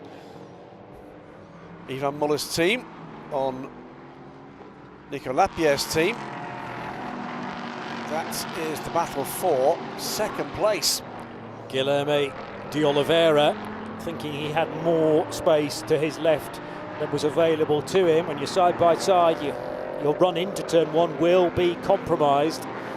With all of this, by the way, the GT lead is now back in the hands of Racing Spirit Le Mans, our pole sitters, Valentina Azaclo from Scott Malvern. Under a second, though, the gap between those two cars, that is a brand new Aston Martin and the brand new 992 spec Porsche. Dramas for those cars beginning this weekend with the electronic sort worldwide now solved. But that is, as you see, just coming through the bottom of the shot, our GT class lead, 15th and 16th overall. AF Corsa's Kai Cozzolino third in the red Ferrari 296. How busy do you want it? Oh. There's contact there for the CD Sport car and a GT machine, which is one of the Lambos that's gone off into the gravel at turn two. That's either the Iron Lynx car or the... I think it was the green car, wasn't it? Yeah, maybe. No, it's not. No, it's not. 19? It's the Lippert car. It's the Lippert car. So Lippert Motorsport car. Now, we haven't got 19 in the race, so it's the sister number 70, therefore. Let's watch again. It's the red car here. And it's the... Yeah, caught him. That was absolutely on the CD Sport car. Completely luckless.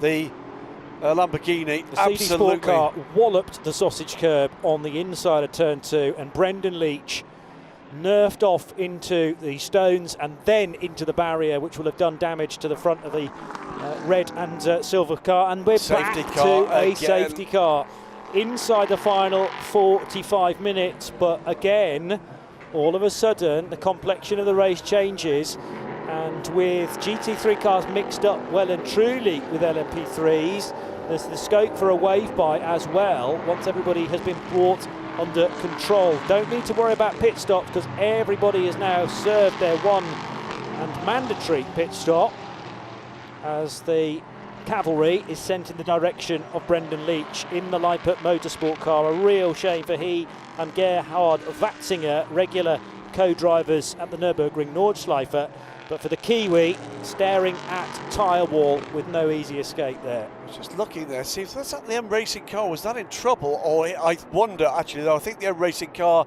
had gone by the Aston Martin and had to just give that back. So it is the GT leader that's been picked up by, yeah, this is not great. He's picked up the GT leader, and unfortunately, the overall race leader is on the wrong side of the safety car, because he's picked up the second place car. Okay, yes. That's going to have to be sorted out. There is a GT race leader directly behind the Nissan. The next car is the 68, which is the second place car in the race. And Julien Henrion, meanwhile, will work his way all the way around at relatively high speed to catch up with the safety car, and this is putting Julien Henrion effectively into a tenth of a lap lead. That will have to be sorted. So what will likely happen here once the field is under control is that the safety car will then drop back through the field, or rather it's almost a full field wave by, if he's going to pick up the leader before the actual wave by is correct. Done. 16 to slow down and wait for the safety car is what we're seeing on screen. So it's going to be the opposite way of dealing with this. 16 at the moment is coming through turn 14, and the safety car train is at turn 10. So that's going to be quite some Safety car has been instructed to green light all cars to overtake safety car. All right, so everybody Right, so caught up behind the safety car, will it's now the other way around effectively again. untangle. So they've realised that is not a practical way of doing it. So what they're doing now is effectively having a slightly higher speed safety car train, but with no safety car leading it. Safety car will pull to the side. We'll wait for the 16 to complete its lap. We are under safety car rules. That means speed is governed in any case. There'll be no overtaking. Effectively, we just delayed this by a lap. Yes. And So- hopefully everyone now knows that the incident scene is at turn 2, so they can be extra cautious there. That whole area will be covered by double waved yellows. Correct. As you can see at Marshall Post there on the outside of turn 2. So the safety car is currently on the start-finish straight. The 16 is only at turn 5. It's going to take a while, this. Yeah. But bear in mind, we've still not got the recovery underway. Checking the state of the banding around the tyre wall behind. And it looks very much as if that car's going to require a lift. The Nissan safety car waits. And the GT3 field is led by Valentin Hasclot in the racing spirit of Le Mans, Now these Aston Martin. These cars will be waved by, I'm sure, the safety car. How much waving by of the GT3 field will be required? Now, Probably not a lot. See, watch they're being waved through, see, to the side of the Nissan. They're waiting for the 16. It was basically 16 going by before the safety car had been deployed caused this confusion. So it's just a matter of everybody being safe, everybody being sensible. But when the safety car, or when the 16 car catches up with the safety car, 16 being the Team Virage Gillian Henrion car, directly behind Gillian is the 42 Stella Motorsport Correct. Audi. Now I believe the Audi will Should have to get be ahead. additionally waved by I think you're right. to catch it, because it's unfair on the Audi driver who is Senan Fielding to have now be completely separated from the rest of the GT pack. You've just got to hope that race control hasn't lost the will to live at this point.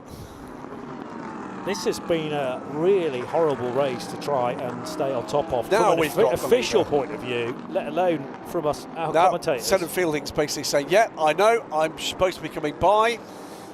You're just going to be probably a little bit more patient, Senan, but what a frustrating moment for him as well. 38 minutes of the race still to go. The longer this is left, of course, the less time Senan will have to catch the tail of the GT3 pack, which will be, well, he's trying to stay on a level playing field with Manu Collard in the AF Corsa Ferrari that runs in 9th position. The 83.296 that Collard shares with Charles-Henri Samani. They're back there because they had to do the extra 10 seconds in their pit stop halfway through the race or so. This might be breaking records in the Le Mans Cup for the most amount of an hour and 50-minute race being held under safety car. Yeah, we've had red flags for longer than this. We did, if you recall, for the final race last season after the awful accident that befell Jerome de Savalier. Yes. But this has been pretty extraordinary. And Senan Fielding not wanting race control or the safety car driver to miss the fact that he is sitting just in front of his race leader, because fourth in the queue here is the GT3 leading Aston Martin at the moment. Fielding set to risk being lapped by that car because he's helpless.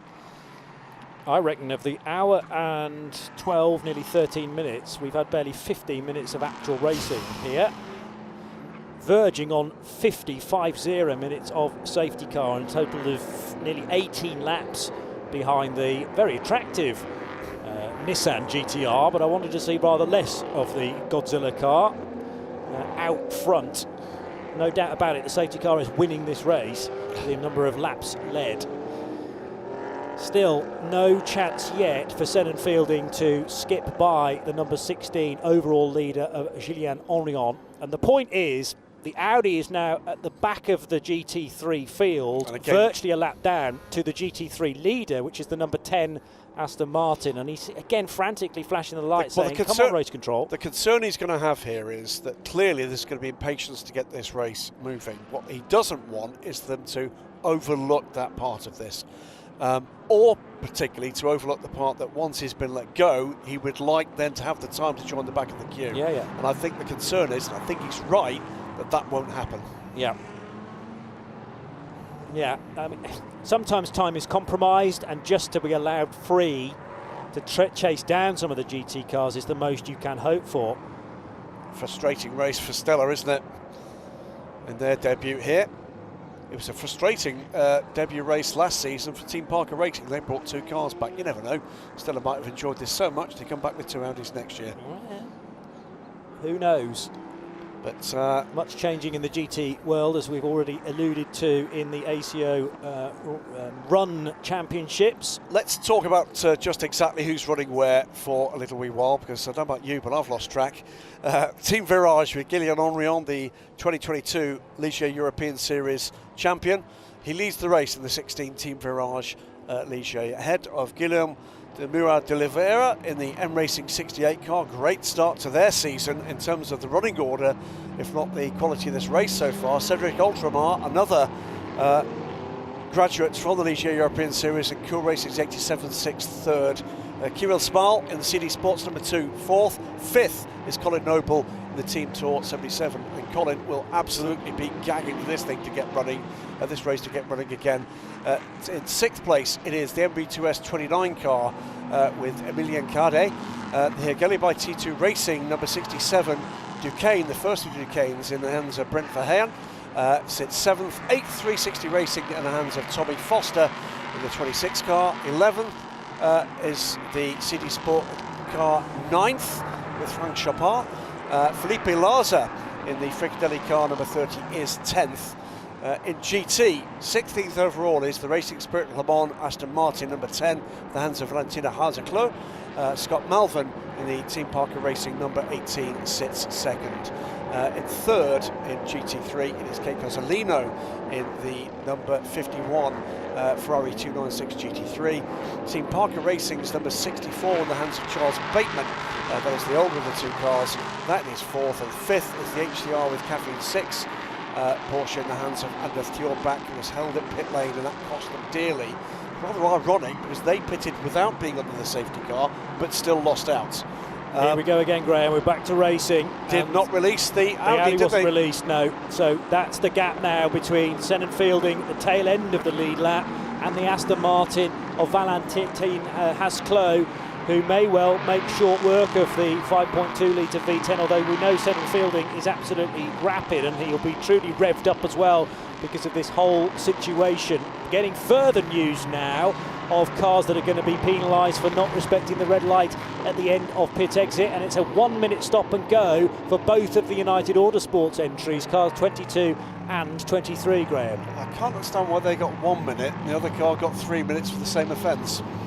There will be a reason there for will be that. A great reason, but we can't bring it to you right now. No. But, so the M Racing car driven by Portuguese Guilherme de Oliveira, with Cedric Ultramar, the Frenchman, behind M Racing and Cool Racing of France and Switzerland respectively. That's the dice for 2nd and 3rd. 4th position for Kirill Smal, CD Sport, the local team from Spain. Colin Noble, he's charging up the order. Team Tour, we had Alden Goodmanson obviously in the opening stint for car 77, but it was a question of spot the green flag periods in everybody's opening stint, frankly. It's a drive-through penalty as well for the number 11 for causing that collision that eliminated the Lipa Motorsport car from this race.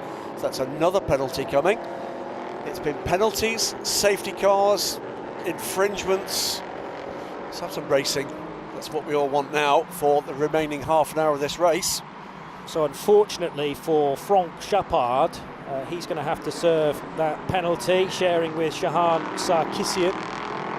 Although was it Franck at the wheel, do we think? Was that happening? That was just before they came into this, it was what brought them into this safety car. Yes, it was after the driver change, so it is Franck who was to blame for that, rather than his teammate. Sometimes you get a teammate make a mistake, and then the new driver has to serve the penalty, but not in this case. Not busy again here, just keep it on the island, boys and girls. Racing Spirit Le Mans Core Racing involved in that little tussle. Just watching just exactly who can and will make progress here. So busy with cars jinking out of line, and then you look behind and another car trying to squirrel their way up the inside of Repsol corner. Imagine if you're the Porsche from HCR with Caffeine 6, just trying to keep your body panels as clean as possible.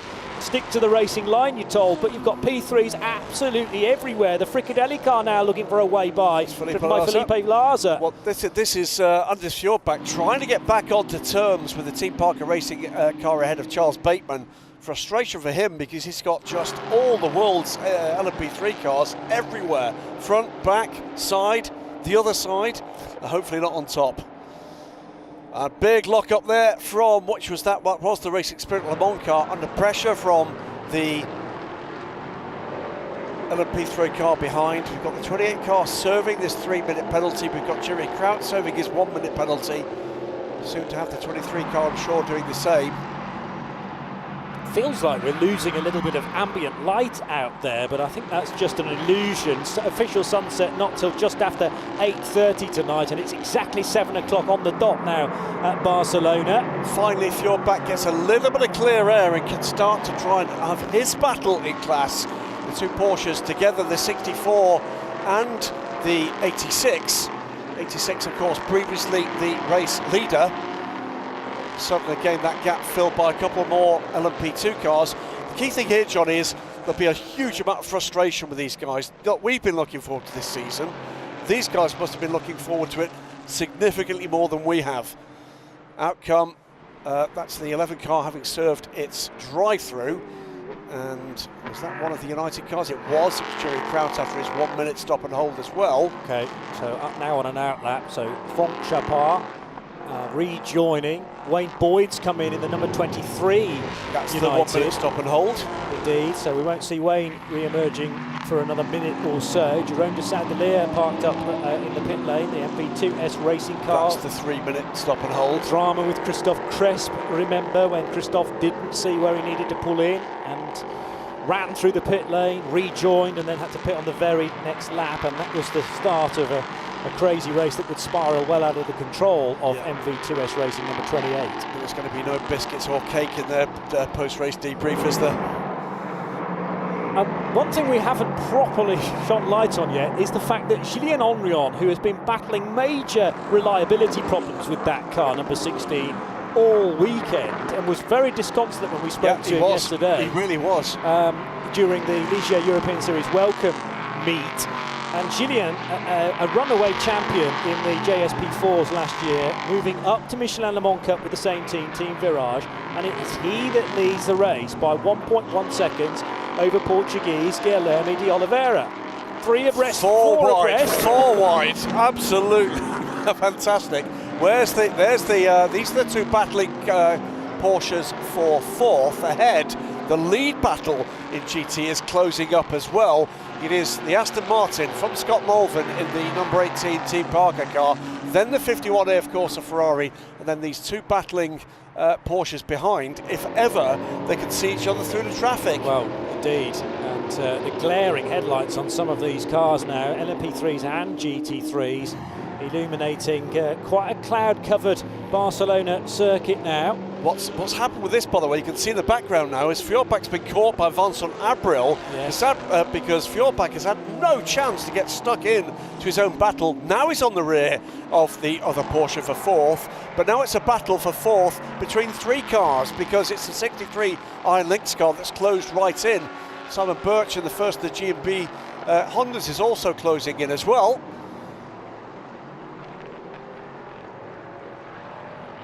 So nip and tuck into La Caixa corner now with the red Ferrari 51 running 3rd in the hands of Kay Cozzolino, and Charles Bateman not too far away in the 64 Team Parker Racing 991.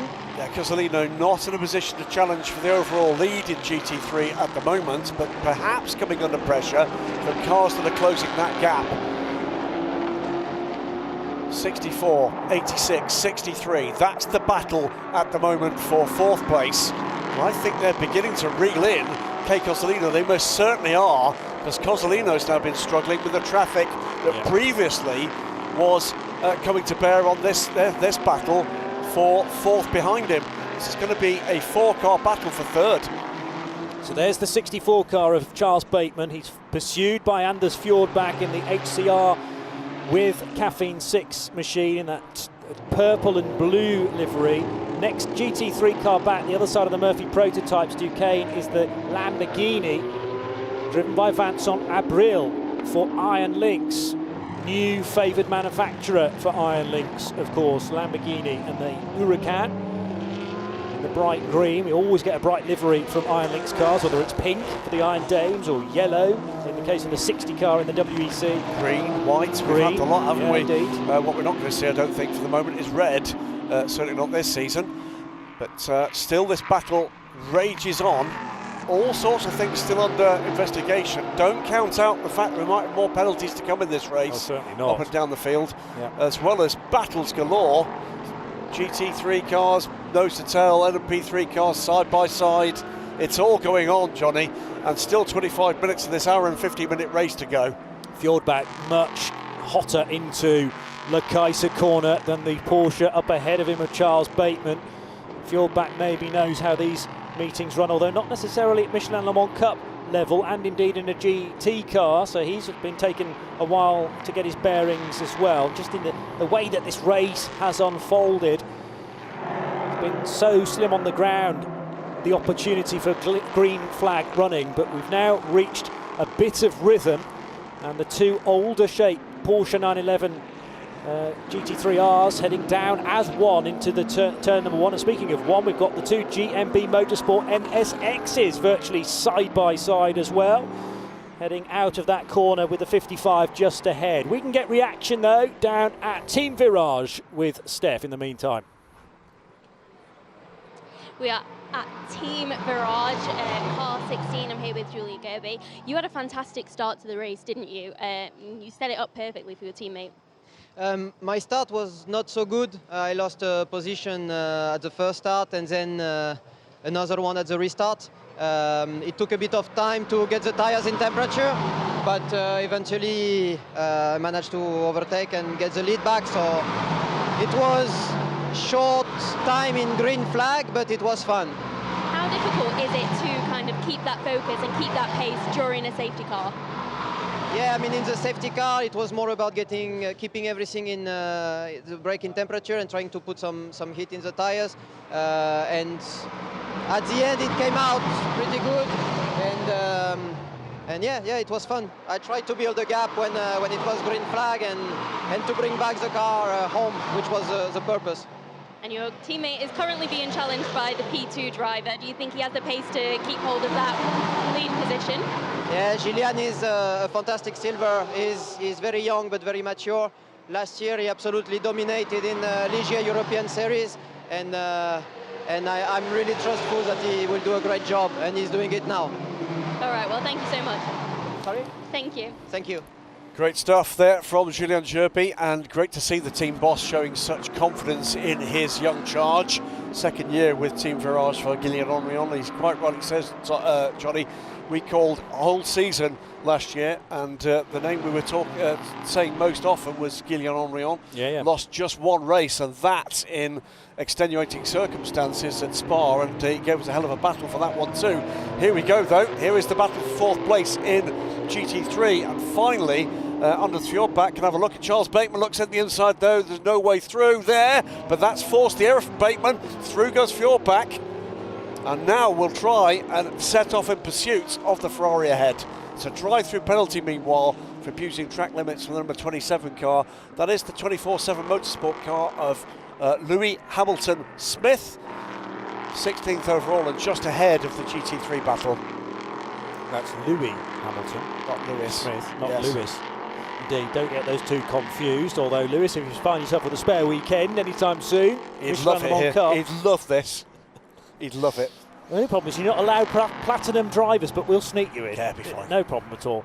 Come and race a GT3 car. It's booming, this part of the championship, and the racing spirit of Le Mans pilot Valentin Hasclot is leading in car number 10 from Scott Mulvern, who was really getting stuck in the early stages with Kei Cozzolino, and those two drivers are not exactly matching one another stride for stride now. There's a gap of about 5 seconds that's developed between the Brit and the Italian-Japanese driver. Get a chance now to look at the form of Guillaume Henrion, and he is just extending the gap a little now ahead of the M Racing Ligier of d'Oliveira.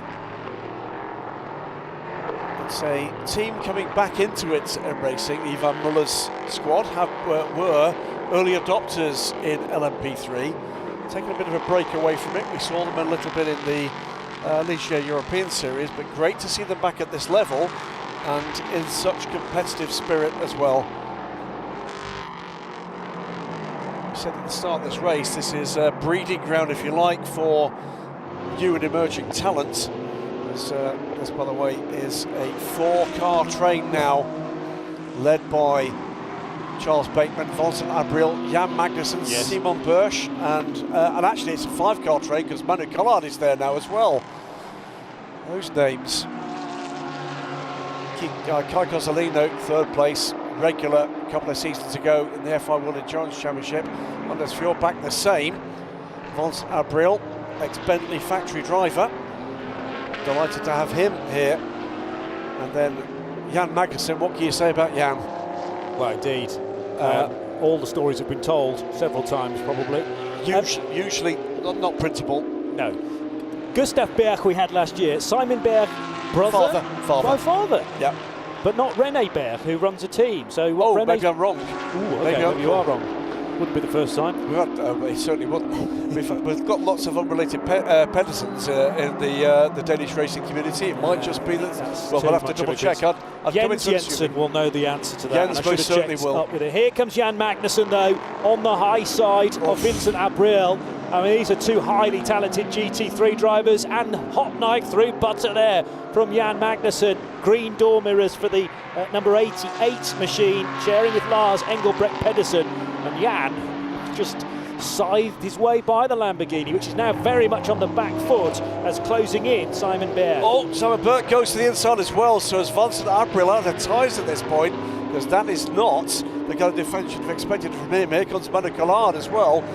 Trackside, meanwhile, sports car racing legend Ollie Gavin is here on other duties. He's not going to know what to do here. It's not a Chevrolet, but it's Jan Magnussen. No. What's he do? Well, you just wait in the pit lane and hope that he hands the car over to you. Little bit wide, very wide there for Kirill Smal in the number 2 CD Sport car. That's the 4th place car. Lost the position to Colin Noble, He did indeed. Yeah. Van Buller here, getting animated in the garage, and then Racing's pit. So Noble up to 4th. Tommy Foster's also in the queue in the 360 Racing machine, 6th place, ahead of Emilien Cart, returning to the Michelin Le Mans Cup. I'm not sure that was Noble through, by the way. Maybe not. No, they've been through a split and it's still the same order, so I agree with you. It's not a lapped car, I think it might have been, but either Noble's way, about it's cost 3 seconds back, isn't he? It's cost time to Kirill Smal. He certainly was, unless he just got. I wonder if he got alongside the Cool Racing car and then just lost the position. I think that's what happened there. That's the closer of the two gaps. It's Smal catching Ultramare, isn't it? I think it was Ultramare and Smal, and a bit of a tough side-by-side moment, and Ultramare came out the better of the two there. Yes. So the GT order keeps being shuffled. It is now Jan Magnussen trying to deal with Charles Bateman, Racing Spirit Le Mans Aston Martin from Team Parker Racing Type 992, the new Porsche from the AF Corsa 296. Then it's Anders Fjordbach in the HCR Porsche. Then Charles Bateman in the second Team Parker Porsche, and then it's all the other cars, frankly, ganging up on Charles Bateman. If this was at a school, would all be called to their mistress's office for bullying. The queue out the office door stretches around the block several times, in fact. Now, this is tricky for the 3rd and 4th placed runners, 5th and 6th placed runners in GT3, because they're being caught by some of the LMP3 cars, of course. And Jan Magnussen, along with attacking on Charles Bateman's Team Parker Racing Porsche, going to have to be very mindful of the quick LMP3 car that wants to get by. Probably under braking, yeah, it does that neat and tidily. car 27 that was sneaking through, which is the 24/7 motorsport car of Lewis Hamilton Smith, silver rated, sharing with Andrew Ferguson. And that will, well, I say it's to give a lap back effectively, or gain a lap for Hamilton Smith, but Hamilton Smith is genuinely working his way through the GT3 traffic for position. They are all on the same lap there, and it would put, if he can get to the front of the GT3s, it would put the 27 car up to 16th place overall. Well, he was there a while ago. He's just done a drive-through, remember, so he's having to do it all again. Yeah, of course. So he's leapfrogged his way through the GT3 traffic once. He's now having to do it a second time after that penalty. Yep. Meantime, lead of the race, Guillaume Henrion seems to have the measure here of the M Racing car. Cedric Ultramar is how far further back? 5 seconds. Still again under pressure from Kirill Smal, and Colin Noble not making a whole lot of impression on that gap. Had been right there. At some point here has struggled and dropped back for 2 or 3 seconds, and is still there. Comfortable gap then to Tommy Foster in the first of 360 racing cars. We look back into 16th and downwards for the GT3 battle.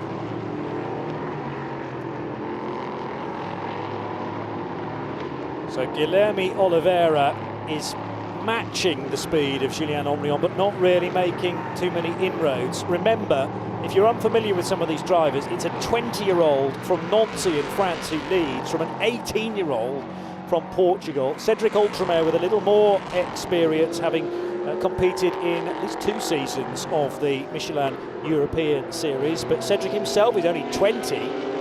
So, you know, you add all these ages up and you barely get to 60 years old across 3 drivers.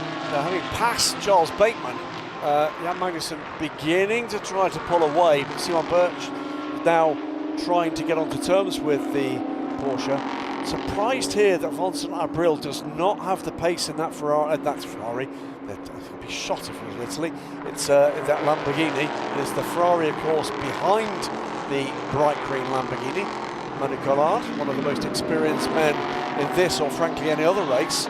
Manu, of course, competed in no fewer than 23 consecutive Le Mans 24 hours. Yeah. Missed his 24th, then came back for another year.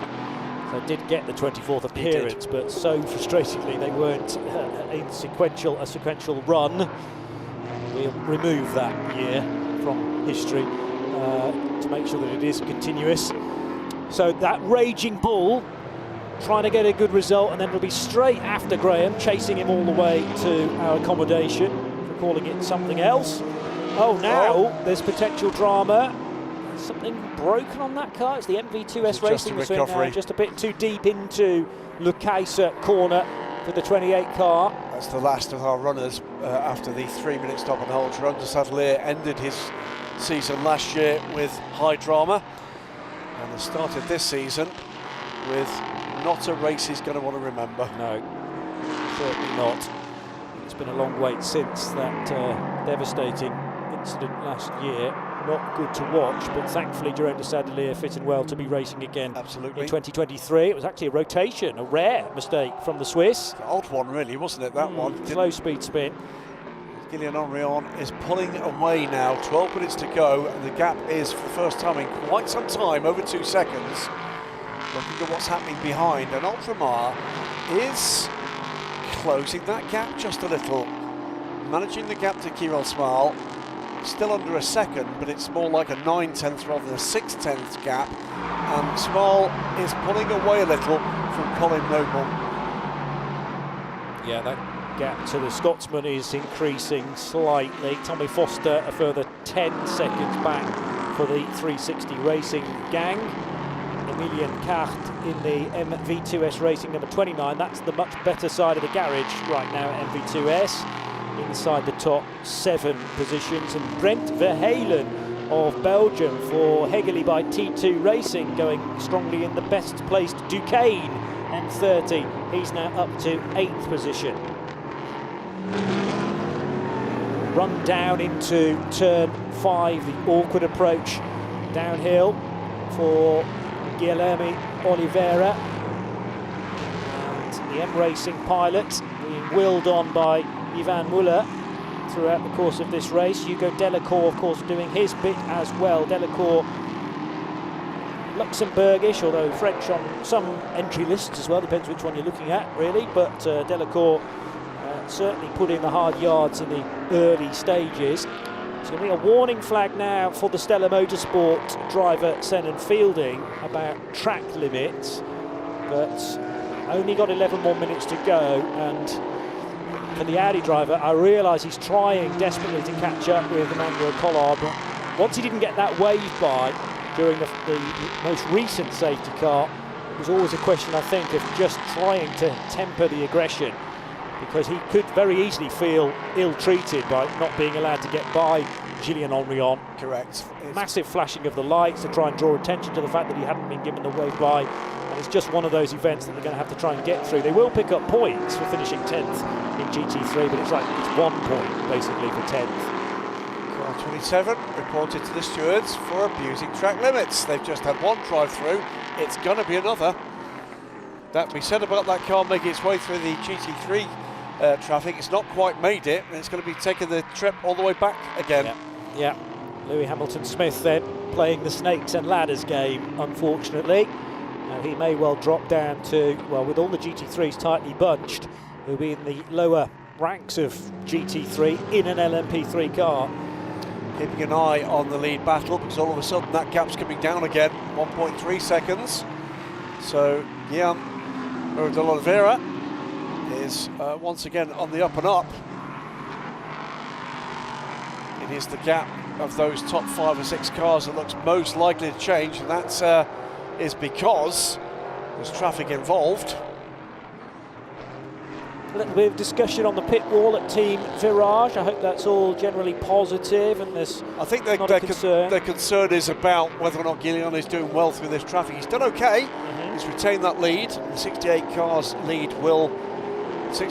deficit will increase a little as he deals with the traffic that's now been cleared by the race leader. By Charles Bateman. Next up will be Jan Magnussen. And their other car, which is being driven by Alessandro Bracalente of Italy, he is inside the top 15 positions, currently running in 13th place, in fact, and behind Fraser Ross. Indeed, by the way, having cleared the last of that gaggle of traffic, the gap is back up to 2.5 seconds, so order restored effectively through the GT3 squad. Was that side by side? It was. That's a CD Sport car looking for the inside of the Lamborghini. No point in defending that. That is the 2 car in 4th position overall. Colin Noble still 4 seconds back from that place. Still a good result looming for Team Tour. We've said this so many times. Things have gone wrong before, but this is a very good result at the moment for Team Tour looming. Guessing that might be their best ever.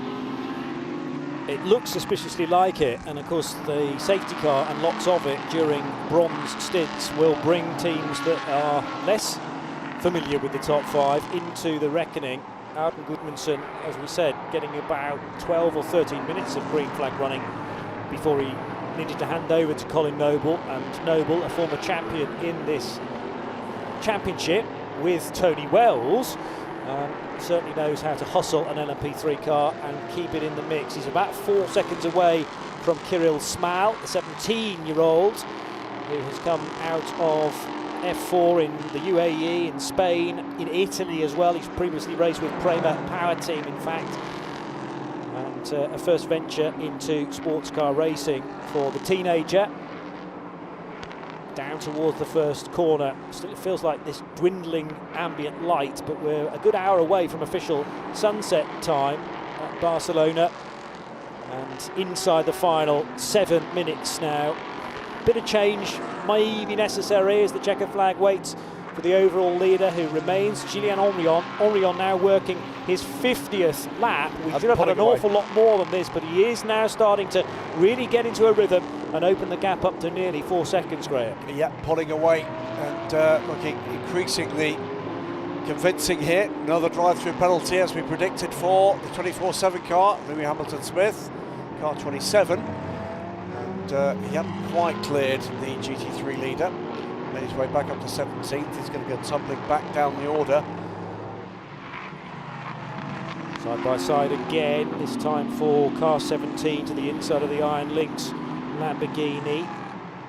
So that was the EDEX sport car of Dino Lunardi, who certainly will not be hanging around. The car was started by Patrice Lafargue, handed over to fellow Frenchman during that difficult pit stop window, effectively. Yeah, these are moves to position from the EDEX sport cars, car up through the LMP3 order after the difficulties in the early in the race. But as things stand, Valentino has a clue, under 6 minutes to go, and leading in the number 10 car, this debuting car, this brand new Aston Martin.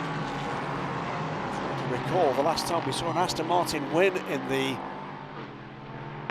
Bullet Racing a couple of seasons ago, took a race win. And of course, the very first season in the then all GT3 Le Mans Cup, TF Sport taking the championship win with Sally Yolok back then, Ewan Hankey. Indeed. So certainly not the first time we've seen Aston Martin take race wins. It's a cracking result for Racing Spirit Le Mans. They finished last season as winners, champions in LMP3. They look like finishing the first race of this season as GT3 winners. Gap coming down a little more. Must be some more traffic here for Guillaume Henry. Indeed there is. Makes his way up the inside of the 51 car. Kei Cozzolino, the Italian-Japanese driver, splendid isolation, being caught by Anders Fjordbach, but I think time is going to run out here. Been a good run up to the back of the Ferrari. Could happen. This is for the final podium position.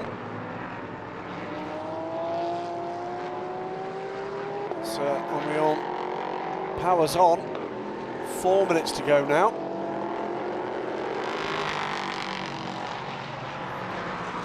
Got back as far as 2019 and haven't found an Aston Martin victory. We did have a Beach Dean Aston for much of that season, but no three Bullet Racing win. Bullet Racing win? I thought they had. Okay. Because it was certainly for a brief time in championship contention. We had that year when it was a late season fumble that counted them out before the final race. Second place at Imola, but never the win. Yeah. So it may well be the first year. It's the first time since the first year. Since the initial GT3 Le Mans Cup, a good few years ago now. Very wide indeed for Ultramar. That's an indication of how hard he's pushing. Don't end up in the gravel, Cedric. Well recovered. Where is the third place car? That's lost in the podium position. Kirill Smal, the teenager, slotting by for CD Sport late in the piece. And Ultramar were feeling the pressure, presumably. Now he's got very dirty tyres and can barely get the car stopped into turn 5, that downhill approach. I think there's been trouble as well for Colin Noble. He dropped back massively from this battle. I was looking how far back he was. He was 12 seconds back, and he's lapping not that quickly at the moment. So is there trouble for that Team Tour car? Is he been nursing a problem? That might explain. It is the 87 car. Loses the car here, manages to keep it. Just had to jink to the left because the car immediately in front, which is the Ferrari 296 from AF Corsa, might have just caught Ultramar out slightly, doing absolutely nothing wrong. But that's diminishing returns. You drop a wheel or a tyre into the dirt, followed by another, and then you cannot get it back. And Ultramar did incredibly well not to fully spin the car. Losing a place on the face of it is a good result, I would say. 2 minutes and 12 seconds still to go for young talent from Nancy, France. It's Julien Henrion, 2 laps. Well, what a day this has been for Team Virage.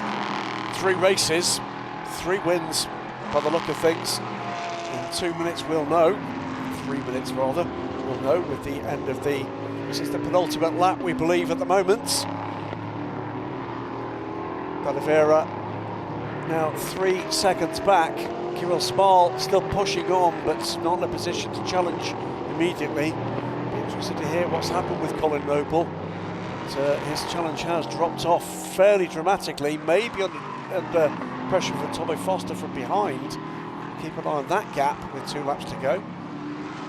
Felipe Fernandez-Larza making his presence felt in the top 10 now for Fricadelli Racing Team and their LMP3 and the familiar Fricadelli colours. Up to 8th place, Luca Allen, recovery drive for Graf Racing after their in-race penalty, number 39, running in 9th.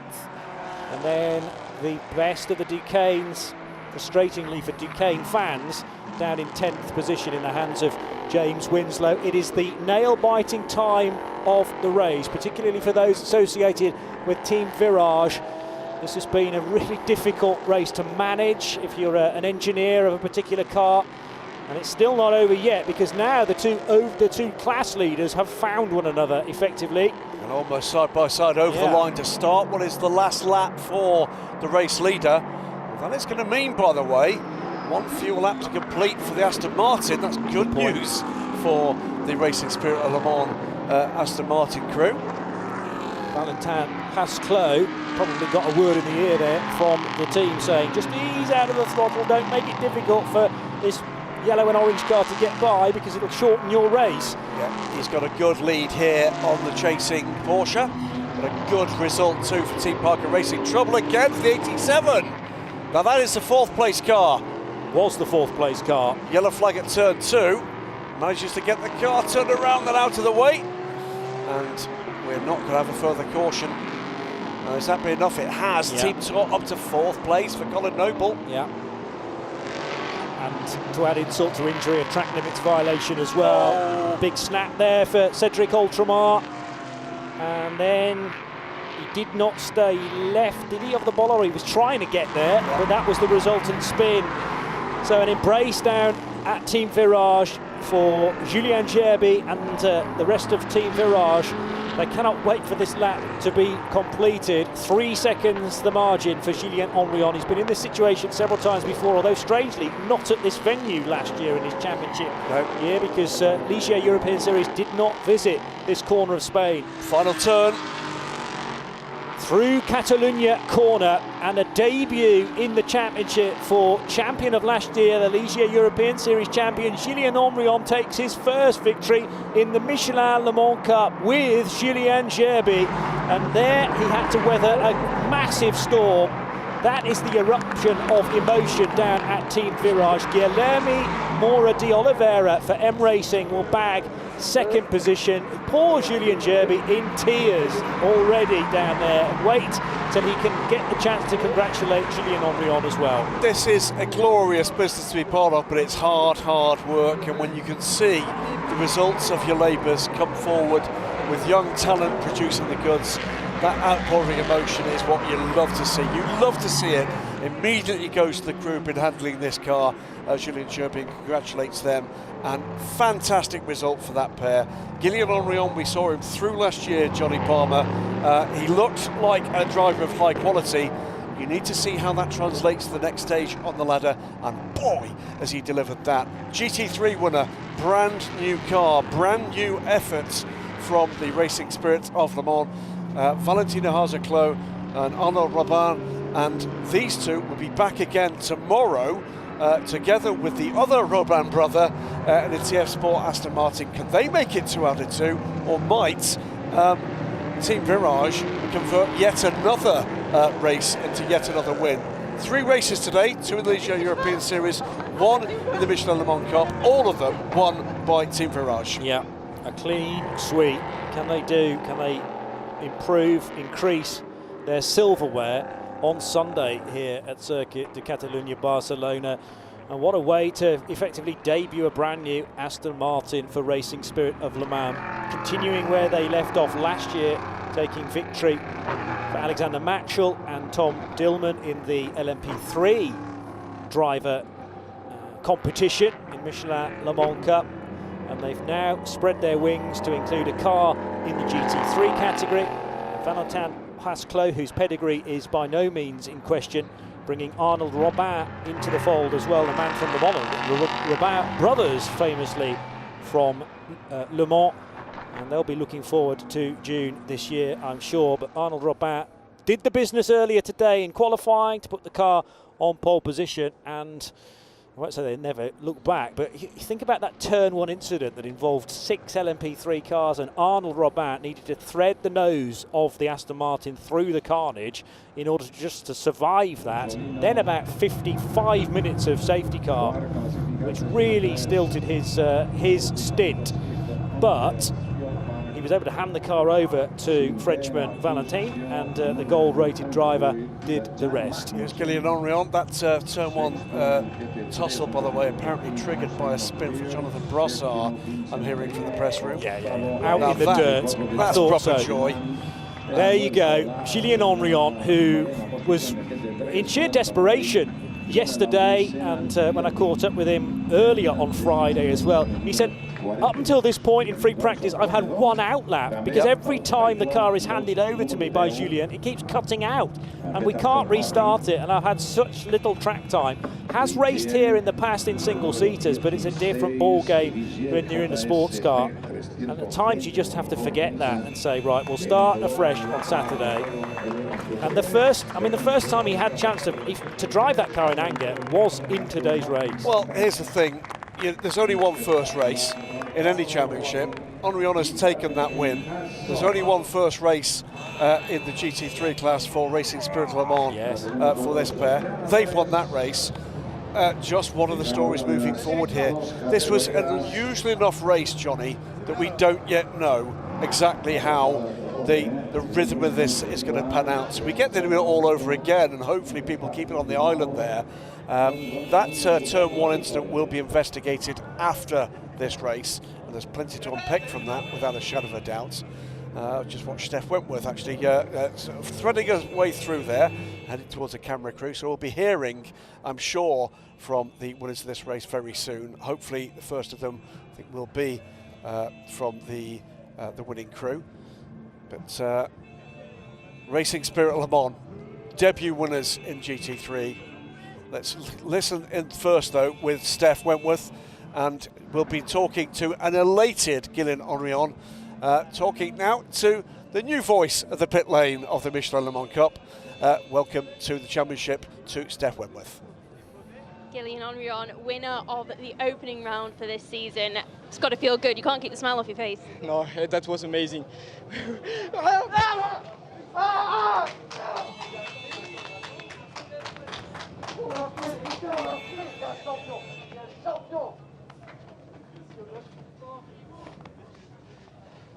Sorry.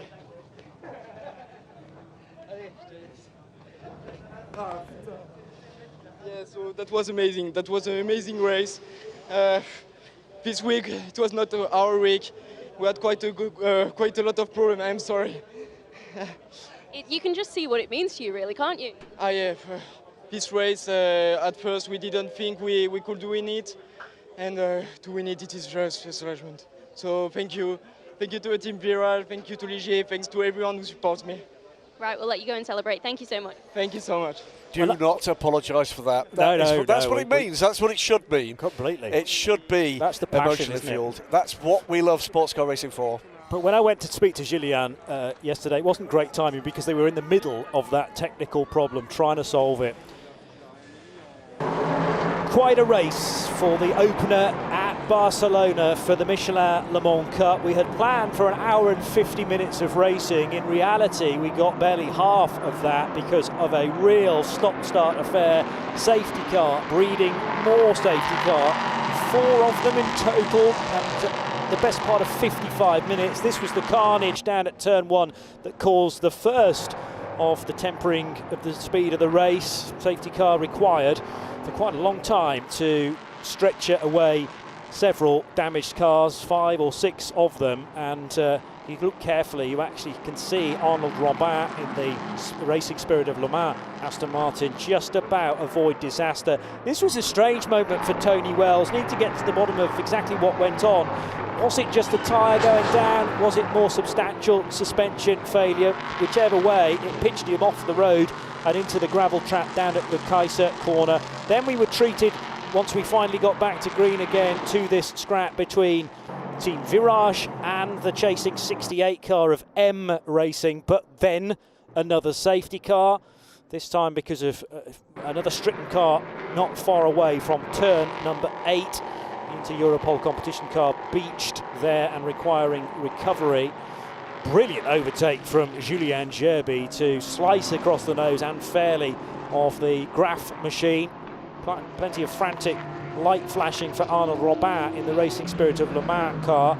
Another car off into the gravel was the Cool Racing number 97 for Louis Saint-Juin, which would trigger another safety car. We were then getting rather confused as to when the pit lane was open, when it was still closed for pit stops, and it did rather flummox one or two teams as well, who would have to take extra penalties, mainly because of breaching a red light at the end of pit road. This was a horrible moment for one of the Lamborghinis, the 70 Lippert motorsport car, driven at the time by Brendan Leach of New Zealand. Completely the hapless member within that, and innocent party for me, but pitched off into the gravel at turn 2 and out of the race. Excellent to witness the GMB Motorsport Honda NSXs, just 2 of them in this year's championship rather than 3 last year, but a really good overtake from Jan Magnussen on the Iron Lynx driven, or rather Vincent Abrel driven Iron Lynx Lamborghini Huracan, slicing its way to the victory though. Julien Henrion, just 20 years old from France, and he takes a very emotional victory with Julien Gerby. Racing Spirit of Le Mans win GT. Well, it was instant-filled. Not always of the best kind, but no. It kept us on our toes for that hour and 50 minutes and a little bit more. Great to see, though, at the end of what was a pretty messy opening round, Johnny, of the Michelin Le Mans Cup, that we've come away with winners that are truly elated and proud to be there. 54 laps completed for Team Virage, and then number 16, Ligier, from the debuting M Racing 68 efforts, 3.3 seconds behind, it turns out. Completing the podium will beat CD Sports number 2 car with Team Tour, and Colin Noble bringing that car home. Little way back with, I'm sure, a problem for that car, the 77 car. In GT3, 3 makes on the podium, headed by the Racing Spirit Le Mans effort, the number 10, Aston Martin from Racing Spirit Le Mans. From Team Parker Racing's brand new Porsche, a 911 GT3R, completing the podium is the AF Corsa 51 Ferrari.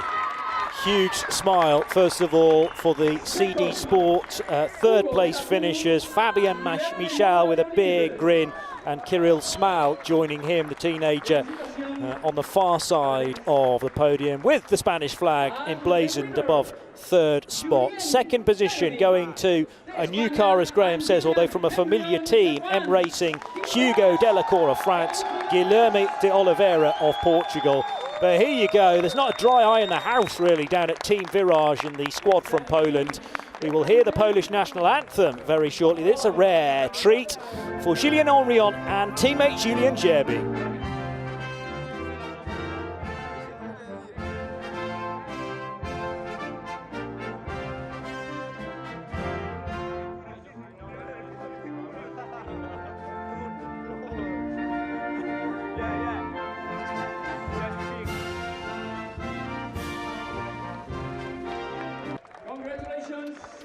Rather abrupt ending to it, but it's a jolly national anthem, and Team Virage with plenty of Spanish crew as well as the Polish element to Team Virage. Multinational, I think we'll call Team Virage, but there's no doubt whatsoever of what this means to the 2 drivers, and one of them very much responsible as well for the way that business is managed.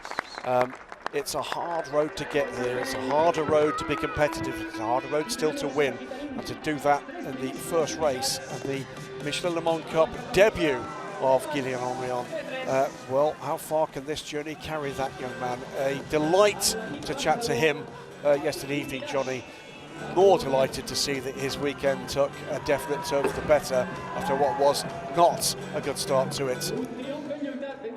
Bad dress rehearsal, excellent first night is the old phrase, and I think he will concur with those thoughts. 25 points going the way of Team Virage, 18 for M Racing, and the local team CD Sport with 15. Team Tour will be 4th in the championship. Great drive from Colin Noble in the closing stages ahead of 360 Racing's number 26 entry. And then it's Cool Racing, MV2S, Fricadelli, DKR, And Julien Henrion, Julien Gerby take an early championship lead after just one race. Amazingly, the next round of the Le Mans Cup, of course, will be at Le Mans. Absolutely. For the road to Le Mans, with the postponement or readjustment of what was planned to be an Imola race now taking place later in the season at Portimao. So we will wait in a moment to get reaction and a further podium. In fact, we can probably get that reaction right now. Right, I am here with the GT3 winners, Racing Spirit of Le Mans. It's got to feel good. You converted that, you converted the pole into a race win, essentially. Yeah, it's a dream for the first race of the season. So not what was so good, but the result is here. So no, it's perfect race. And how much of a challenge was it? We had tons of safety cars in that race. No, actually the safety car was a good thing for us, so we didn't put too much energy into the race ahead of our LMS race tomorrow. But I'm really glad for the team because they received the car like 3 days ago, and it's been a challenge for them to run the car this weekend. So a huge thanks to Racing Spirit of Le Mans. Big credit to them. All right, well, congratulations. I'll let you go celebrate. Thank you. Again, very, very happy duo of drivers from Racing Spirit of Le Mans. They were title winners in the LMP3 field last year with Tom Dillman and Alexander Matchell, and kickstart their GT3 campaign with a brilliant drive, first of all from Arnold Robin, and then taking over a very much safe pair of hands in the GT3 world, Valentin Hasclot, and both speaking very well also. Slightly confusing to see Arnold Robin in Tom Chloe's race suit, but that was definitely Arnold Robin. So to the third step of the podium, AF Corsa number 51 crew of Hiroshi Koizumi and Kei Cozzolino. Team Parker Racing's number 18, that is the duo of Nick Jones and Scott Mulvin in the 992 Porsche. Really good, full impact racing, metaphorically speaking, for Scott Mulvin. I thought the opening few laps of his stint needed to be fully elbows out, and he definitely adhered to that. But here we go, the duo from Racing Spirit of Le Mans, a thumbs up from Valentin, and he's pursued by Arnold Robin together with a team representative from Racing Spirit of Le Mans. It will be the national anthem of Switzerland we hear, Graham. Not Tom Chloe's overalls, no. Cognac. Cognac, okay. Cognac overalls, but we are about to hear the Swiss national anthem.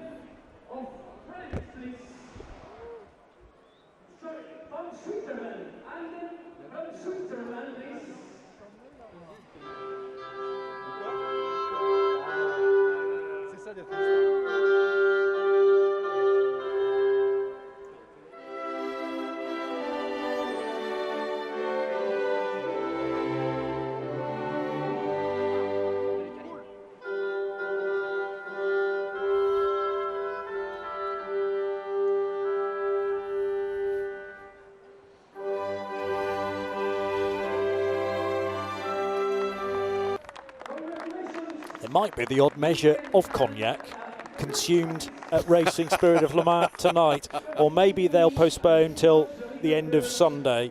But nevertheless, that is worth celebrating. A brand new car, and they have made it work straight out of the box. Well, 3 brand new cars on the podium. Brand new Aston Martin delivered, as Valentin Hasclot said earlier this week. It's a brand new 992 spec Porsche for the Team Parker Racing crew, who, by the way, delighted they had a good run here after having their taster at Portimao ruined by a race that was plagued by a very early red flag for that accident involving Ronan Slavier, and a brand new Ferrari in 3rd place. So it's all new on the podium, all new crews, all new cars, in a deeper GT3 field than we've had for quite some time, and can't wait to see how this all pans out if and when we get a rather less interrupted race in the Michelin Le Mans Cup. They're the points. It's Racing Spirit Le Mans number 10 with 26 points, because of course they scored pole as well from Team Parker Racing, so 8 points the gap, and then the 51 AF Corsa car with 15. HCR with Caffeine 6, who looked as if they might compete for the podium, finally have to settle for 4th with 12 points, and the lead car of the GMB pair of Hondas with 10. Arnaud Robin, Valentin Hasselclos will be the championship leaders heading for the Road to Le Mans events in a couple of months' time. Remember, Imola sadly not happening next month. It's going to be a while before we get really into the thick of the action from Le Castellet onwards, but sitting there in second position in the championship points, it's the Team Parker duo, Scott Malvern and Nick Jones. Thanks to Graham Goodwin. Join me and him tomorrow for ELMS. Bye-bye for now.